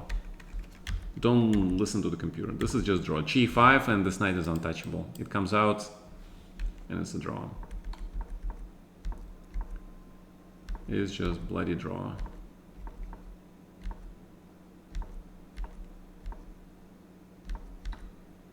Very nice. H4, king f4 guarantees. But why not c5? Why not c5? What? Bishop g6 allows knight b7. Like, why? Oh my god, Wesley. I mean, how can you allow bishop? How can you allow knight b7? Because knight goes to the dark square and you can't block. You can't attack this guy with his bishop. Yeah. This is why you play c5, because if you play knight c4, you can actually hit this knight with the bishop. Okay, white still plays this and blocks on the dark square, but at least you have some possibility of king going here. And if white ever plays king e3, then you go back and you try to hit this guy. Still draw. Alright, so it's a draw, yeah? Did they play actually? Yeah, they played a little bit.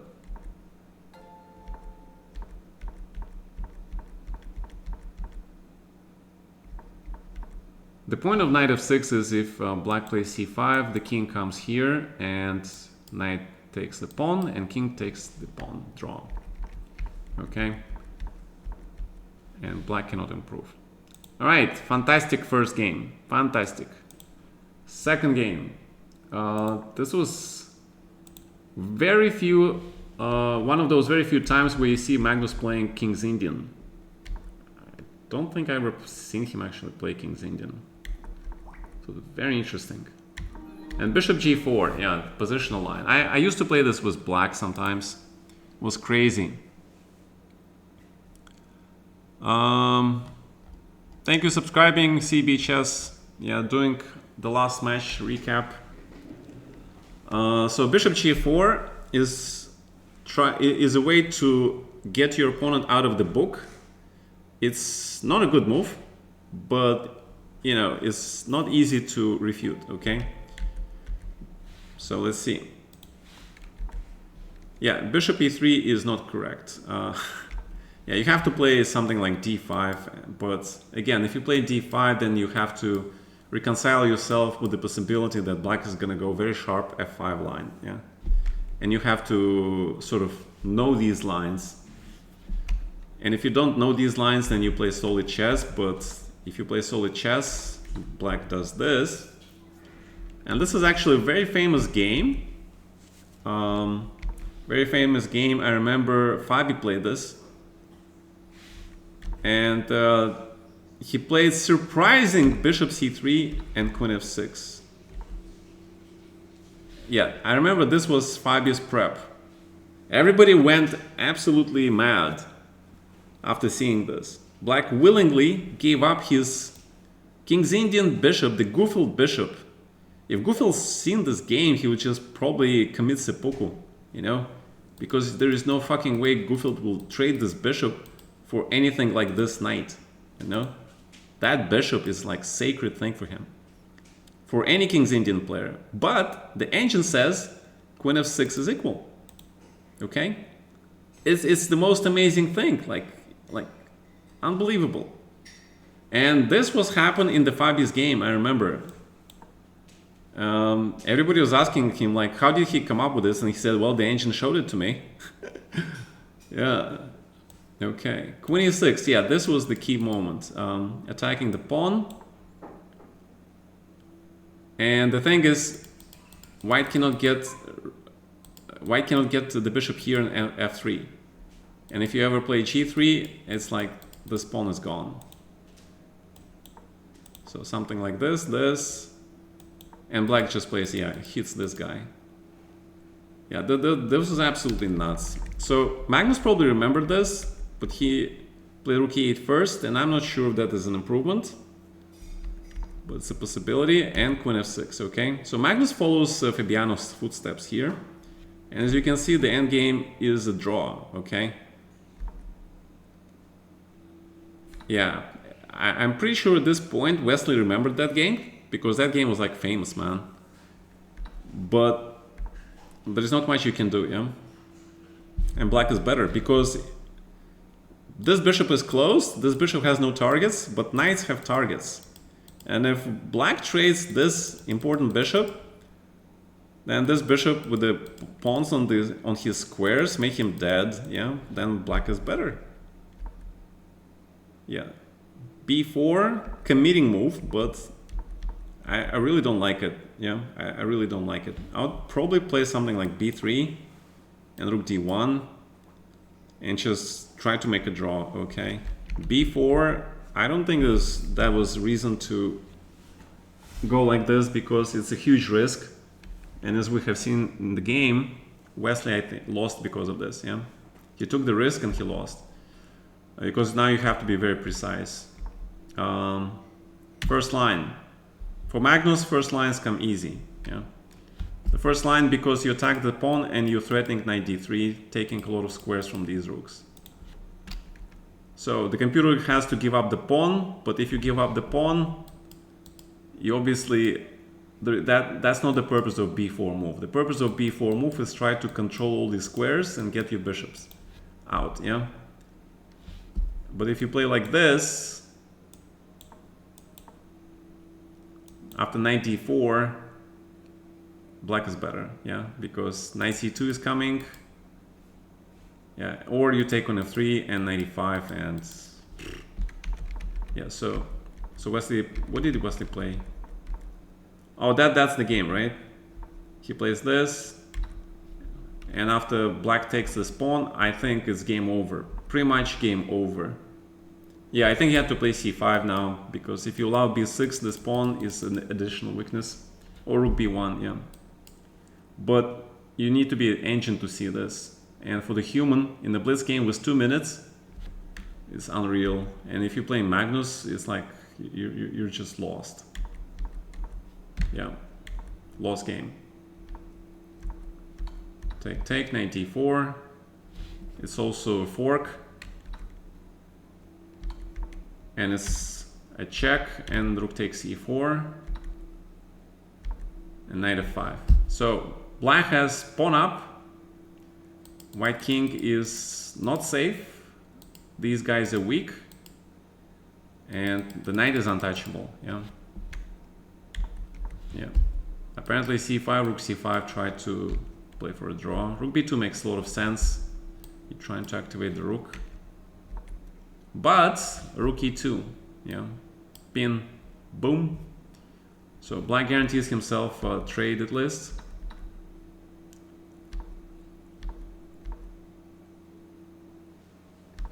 Yeah, yeah, it's amazing Wesley didn't play this because this looks very inviting. Yeah, f3 doesn't look so good. Doesn't look so good because of rook b3 even. But knight h4, first line, wow. Well, the reason knight h4 is that there is the threat rook b3, rook f3 mate, yeah? Knight takes away the square. And also you want to take this pawn.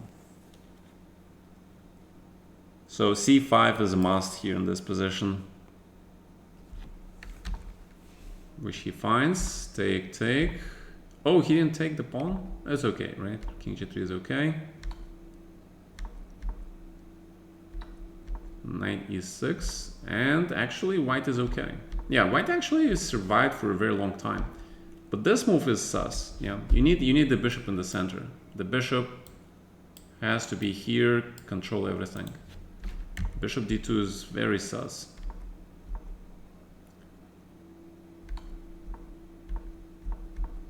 Rook a2.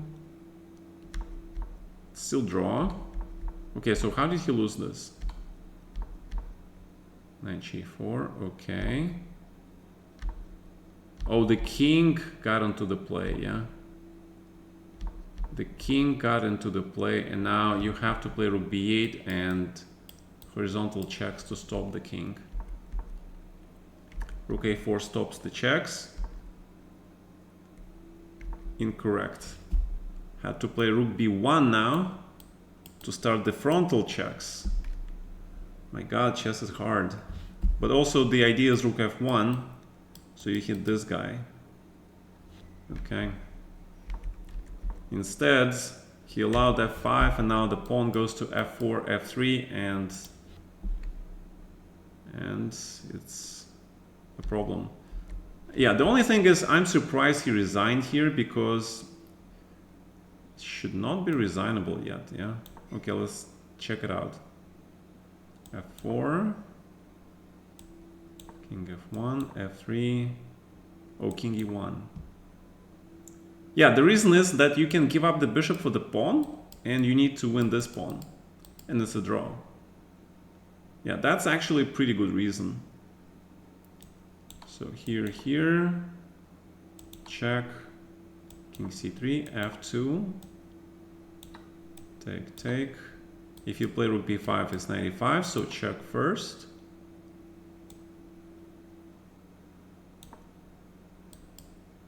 And then rook a4, and this pawn comes. And it's not easy for black to stop this pawn and keep this pawn alive. Yeah, very, very hard. Because the only way to stop it is to put the rook here, but rook is now very, very passive, and you still do check, and it's just draw. So Wesley resigned. Oh, okay, he didn't resign. Yeah, he lost on time. But it's not easy to see this defense. It's not easy to see that king can run. Yeah. Maybe black plays rook a2, for example, but then you give checks. Yeah. Yeah. So this was actually a draw with correct play, but very hard to see this defensive idea. I mean, it's not obvious at all. All right, so Magnus wins this one, and the third game was another very solid anti-Berlin with d5. Okay. a6, what? Oh my god. You know, these guys are theoretical dudes. They know a lot of stuff normal human beings don't know. And black is actually better. Wow. Okay, but it's a draw, yeah? Trade. Yeah, but Magnus is point up, so he can afford the draw. Let's just draw. Wow. Okay, so the last game is also a draw, and Magnus has to make a draw with black, and now they play this with reverse colors, yeah? Except that Magnus plays bishop e7. I like this line. First, make sure the bishop stays on this diagonal, then you bring this bishop back to trade the bishop. Yeah, it's pretty good.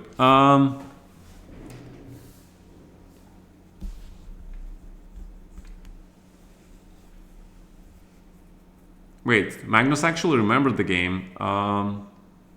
So that's the name of the game, right? Vaitasha Kurana game?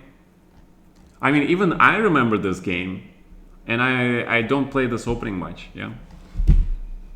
Yeah, but again, you can remember the themes, but the exact move order is completely different thing, yeah? When I say I remember this game, I remember seeing this position, but I don't remember how to arrive at it, okay? So it's two different things. Okay. I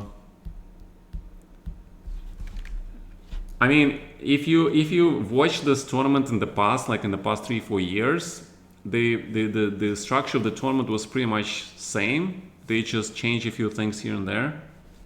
Like last year, we had this Swiss tournament followed by the placement matches immediately after the tournament, which was very unfair, I thought. And based on those matches, you go into divisions. In the divisions, you have the winner's bracket and the loser's bracket. If you know anything about the esports, that's the standard format for the esport, okay? Because it's fair to give people two chances. In chess, it's a lot of times knockout. They play knockout, like the World Cup this year, yeah? You have only one chance. But the esports, I think, is more humane, because if you lose your match, then you go into the loser's bracket. And it's actually happens quite often that the guy who loses in the first round drops down to the loser's bracket. He's strong enough to kill everybody in this loser's bracket, so he gets a second chance to compete for the final match with the winner of the top bracket, okay? So everybody from the top who is losing their matches, they drop down. And I think two chances is actually a very fair system. What I don't like, however, is that, you know, they have the system where they give two chances to people who lose in the knockout, but people who played the Swiss system, and there were 19 people who were looking for 5 qualifying spots, and they didn't get a chance, okay, to compete. The tie breaks were used, and the tie breaks were flawed because tie breaks depend on your opponents. And what happens in this tournament, if you play an opponent in the first, second, or third round, and that guy has a bad tournament, he just withdraws from the tournament, he stops playing the rest of the games, and you're stuck with the tiebreaker with his final score of games. Okay? I thought that was very unfair, and they should improve on the system because it's just bloody ridiculous. Because 5 spots is a lot, and 19 people sharing the chance to fight for those 5 spots is not too many people. They should have allowed us to go for the playoffs and compete for these 5 spots. Okay? Like in the European Championship, for example, it's a pretty standard system. You have like 20 spots to qualify for the World Cup, and usually there are like 30 people who have shared for same place for 3 spots, yeah, or 4 spots or something, maybe even 2 spots, and they do the playoffs. I think they did the playoffs. I'm not sure what happens in recent years, but they used to do the playoffs. It used to be like Blitz or something. It used to be very fair. And I'm very surprised they don't use this system here, because, you know, they give 2 chances to these guys, but 0 chance if you're in a Swiss tournament. It's absolutely, it makes no sense. It's like God gives and takes away, yeah? At the same time. And at least God doesn't do that, but, you know, humans do that. All right, A4, A5, we all know. Okay, I hope everybody now knows that if you play Italian and white plays A4, you just play A5, okay? Don't play A6. A5 is the new meta. How to play this position. Bishop G3. I'm pretty sure Wesley analyzed this with white because he plays quickly. C3 and white has advantage, yeah? And now Magnus came up with the move, which I'm pretty sure Wesley was surprised with, yeah? 97. Yeah, I mean, knight h7 makes more sense, but or bishop g4 97 is a standard Spanish thing, yeah. Put the bishop first here, and then you play 97 with the idea of bishop g5. But okay, 97 actually makes sense, yeah. The reason this move makes sense, but yeah, I don't understand why he didn't castle. It's just absolutely crazy to me. Castle, knight b6, bishop b3, maybe he was afraid of king h8, but then you can play d4, yeah, and challenge the center, and black doesn't have a 5, so you take, but you have to take with the knight. And if f5, you play, yeah, this is complicated.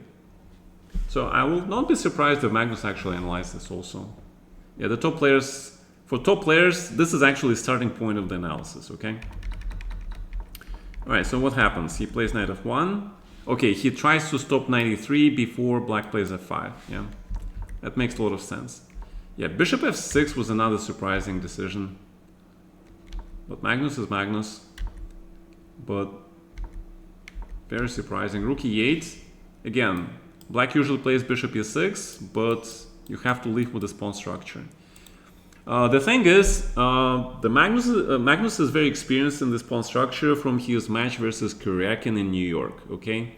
Because in that match they played this boring position structure like for 8 or 10 games, okay? It was incredibly boring, but they got this major experience of playing these structures, so they know how to play this. Rook e8 and bishop e6 he intends to take with the rook. Okay, not with the pawn, but with the rook, and also trade this bishop. So grab, grab. And yeah, I don't like this move. But maybe he wants to stop d5. I don't understand why rook e1 is so good. What is the point? The point is that you play this, okay. And this knight on b6 is actually pretty bad. So we end up in the same structure like we usually do in this opening, right? This is like London, except the bishop on g3 instead of e3. and the knight is on b6 instead of f6. So it's kind of weird, but it's small advantage to white, yeah, always. Okay, but he plays knight d5, he stops d5 completely. Okay, playable, knight goes to d7, and too slow, yeah, too slow. Had to do something faster. Although I don't understand why you can't play rook b8 here, why it has to be queen. Yeah, it's the same thing, right? Knight e7. Ah, you don't trade the knight, of course. Yeah, you don't trade the knight. Bishop g5. You want to get rid of bad bishop. But if you get rid of this bishop, then you have this pawn structure, which is not that great for black, yeah? It depends, though. It could be good, it could be bad. It's complicated. It's complicated. But if white gets d5 in and then king's Indian, then this is probably bad because black will not have the attack, yeah? In king's Indian, black goes f5, f4, g5, g4, yeah? h5 helps with g4. Here, you have double pawns, you don't have g4. You can get the pawn a4, but then you're stuck with this double pawns and white blocks the attack. Okay? So that seems reasonable. All right. In the game, knight d2. So white is playing for the f4, but I think that's not exactly correct to play for an advantage. Knight e7. Black is ready to c6. Knights are well placed. Rook is well placed. And I was very surprised he didn't play this. Very, very surprised. Because black must take. And yeah, this looks very good for white. I mean, probably not f5 because of this, yeah. But knight e4 looks very strong. Queen h5 actually, yeah. The reason queen h5 is strong is because the bishop is tied up because of this pawn. No, but it's okay for black, yeah. What about knight e4? Knight e4... Yeah, it's still... Yeah, okay, it's a little bit better for white maybe. Yeah, now queen h5, yeah. Because you can't take this because rook f1, rook g4, suddenly attack. And then you play rook e7. Yeah, but this is double-edged, yeah. Bishop g3. Knight goes to f5. Yeah, this is double-edged actually. Okay, so it was interesting, yeah. He plays knight e3 and I think black is completely fine now. At least f4 is some pressure, but after knight e3, bishop g5, white has absolutely nothing now. You play f4, just massive trades. Yeah, I'm not sure about this, but okay, why not? Black wants to play d5 and trade everything. Trades, centralizing knights. Why not? Rook f6 is also possible, yeah. But knight e5, queen g3, okay, rook g6, and trade the rook. Yeah. See, Magnus feels the danger. If you allow white to double your rooks, then it's unpleasant pressure. Then white is better, I think. Although c5 is possible, yeah. Queen b6 because you stop d4. But rook f6 just makes sure, you know, he is trading off white's attacking potential. With each trade, black is closer to draw. Grab, grab. Knight d7, everything protected. Protects. Prophylaxis, protecting the pawn.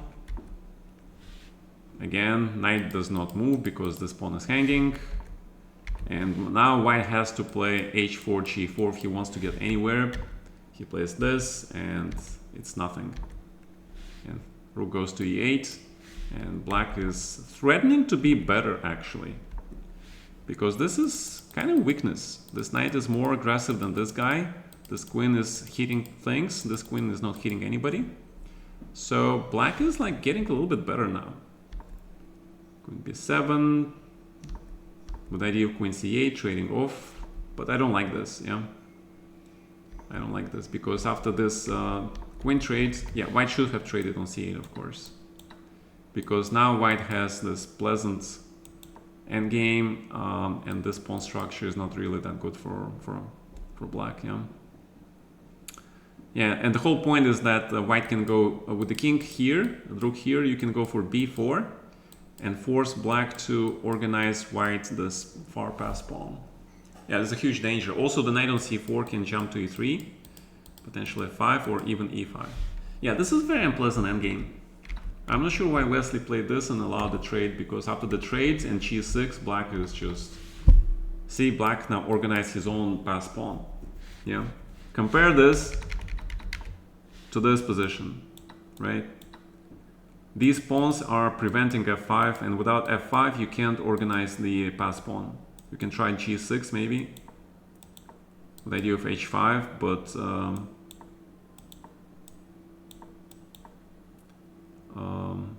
h4, f6, but again, see, you don't have the passed pawn, yeah? No passed pawn. So that was actually surprising, but okay, 2 minutes on the clock, anything happens. So after the trades, but now black is still a little bit worse. But white now had to, you know, start pushing something. Knight c4, e5, yeah. He plays knight f3 and allows this, and suddenly this knight is attacking stuff. Oh, and just this draw, yeah. King g7. And g5. And black actually organized the passed pawn first. So white is actually in the danger zone. Yeah, it's already advantage black. You must take open the file, c5. And I think they agreed on the draw, yeah? Yeah, they agree, yeah. Because only black can be better. If Magnus wanted to play for a win this position, he would probably play something different here.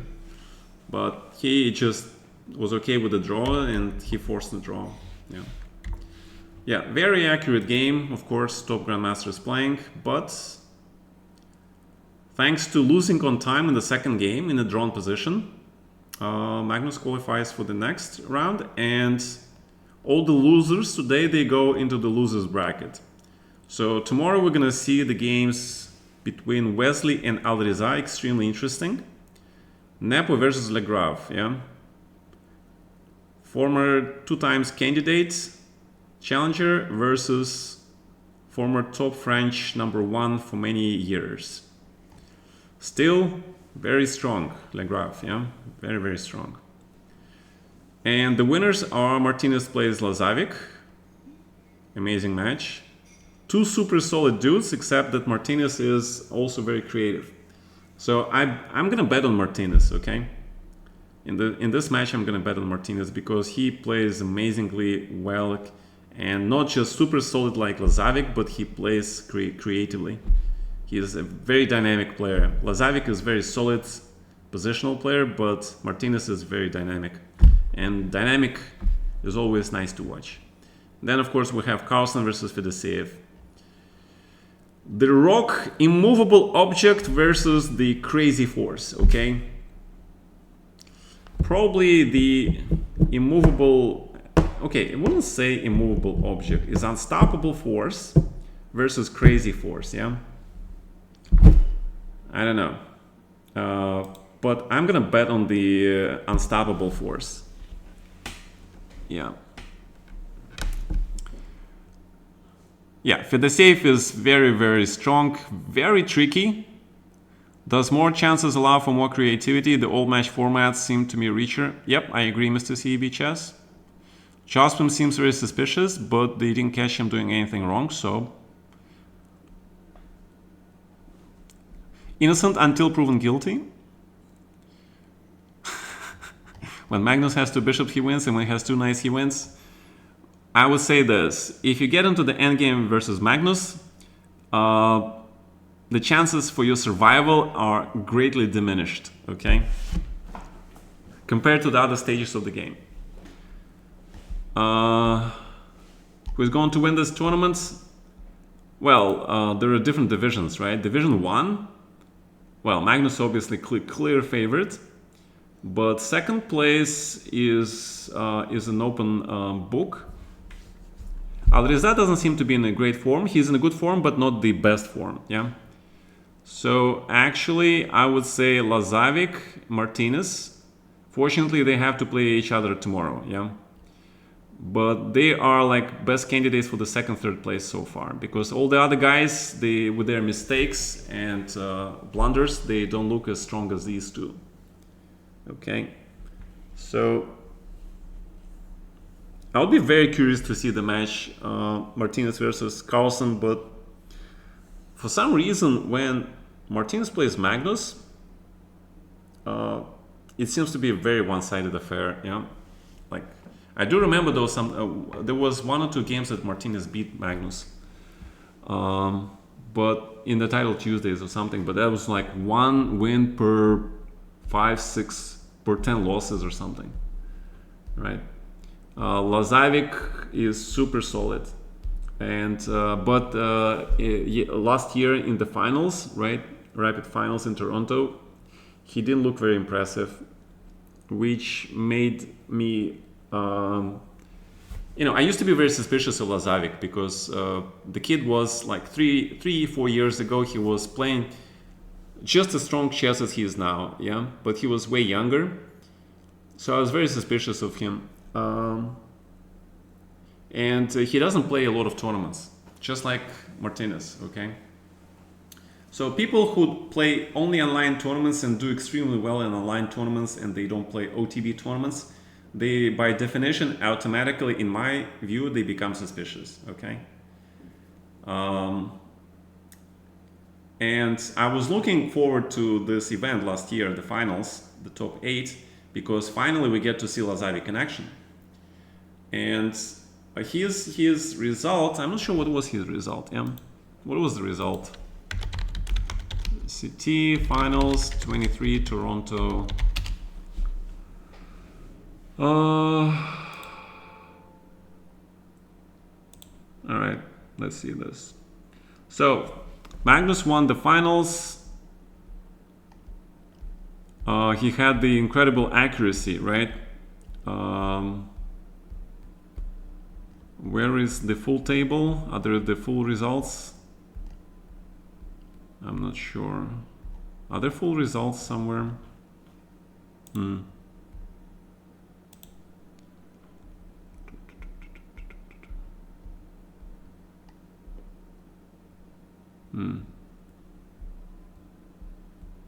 Anyway, but okay, the thing is, it was OTB and Lazovic didn't play at this level.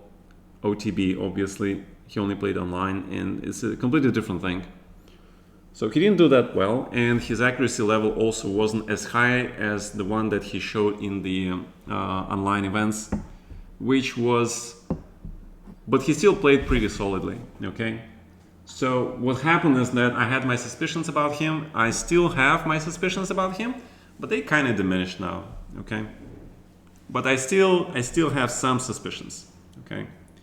Because I'm also not sure if he played in the Blitz and Rapid Championship. Did he play in those?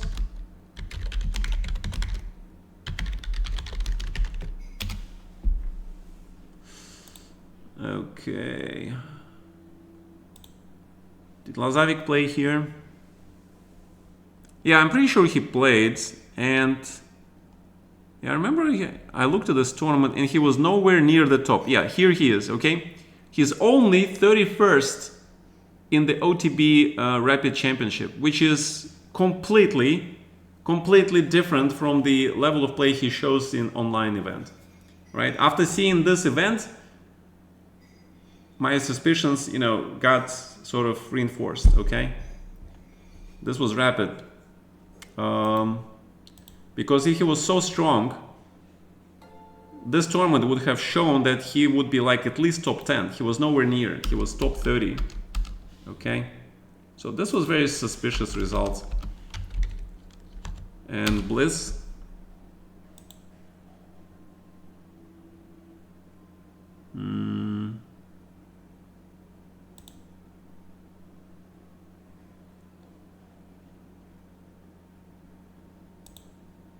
Alright, so Blitz. Okay, and then I saw the Blitz, right? See? And in Blitz, he is top 10. He is top 8, actually. He actually shares 5th through 8th, right? So based on his rapid results, you know, my suspicions were reinforced, but then I saw his blitz results and I thought, okay,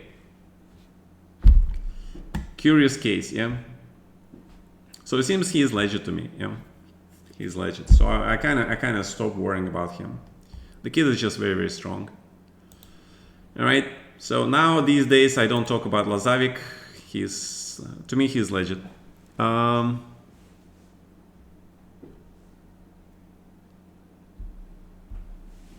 I disagree. I disagree. Actually, if you look at all these top guys, and then look at the Blitz and Rapid Championships, OTB, they actually their results actually correlate pretty much.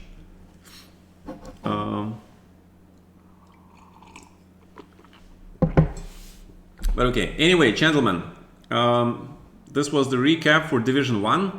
I absolutely have no energy to do Division 2. So if you want to do see the recaps of Division 2, there probably are other streamers that do that. Or you have to catch the people. I think they have commentators, different commentators for each division or something, okay? They should actually do that because there's so many people and the time control is fast.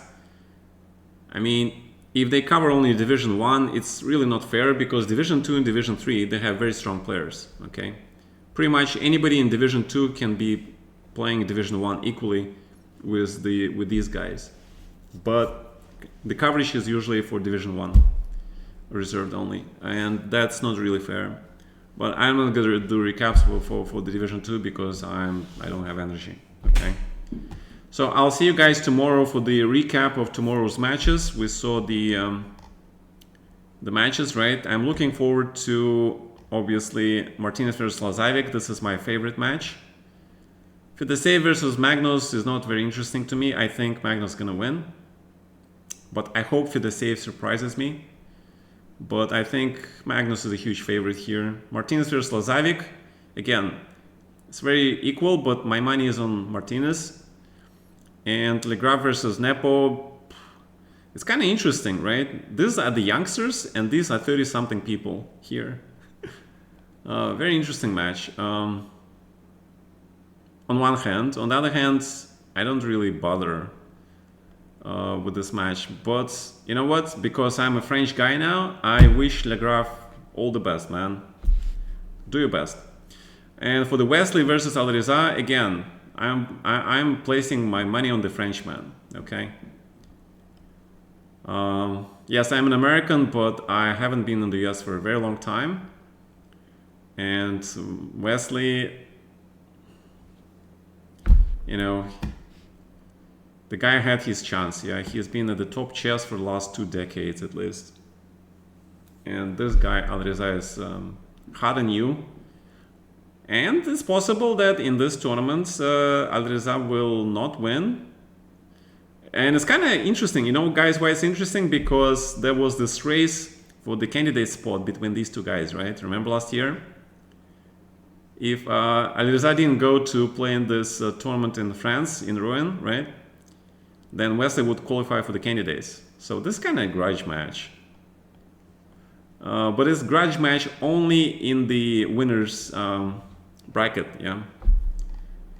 It'll be interesting if they end up in the if the loser of the match wins the loser bracket and then comes back on top and they play in the finals. I would want to see the finals match.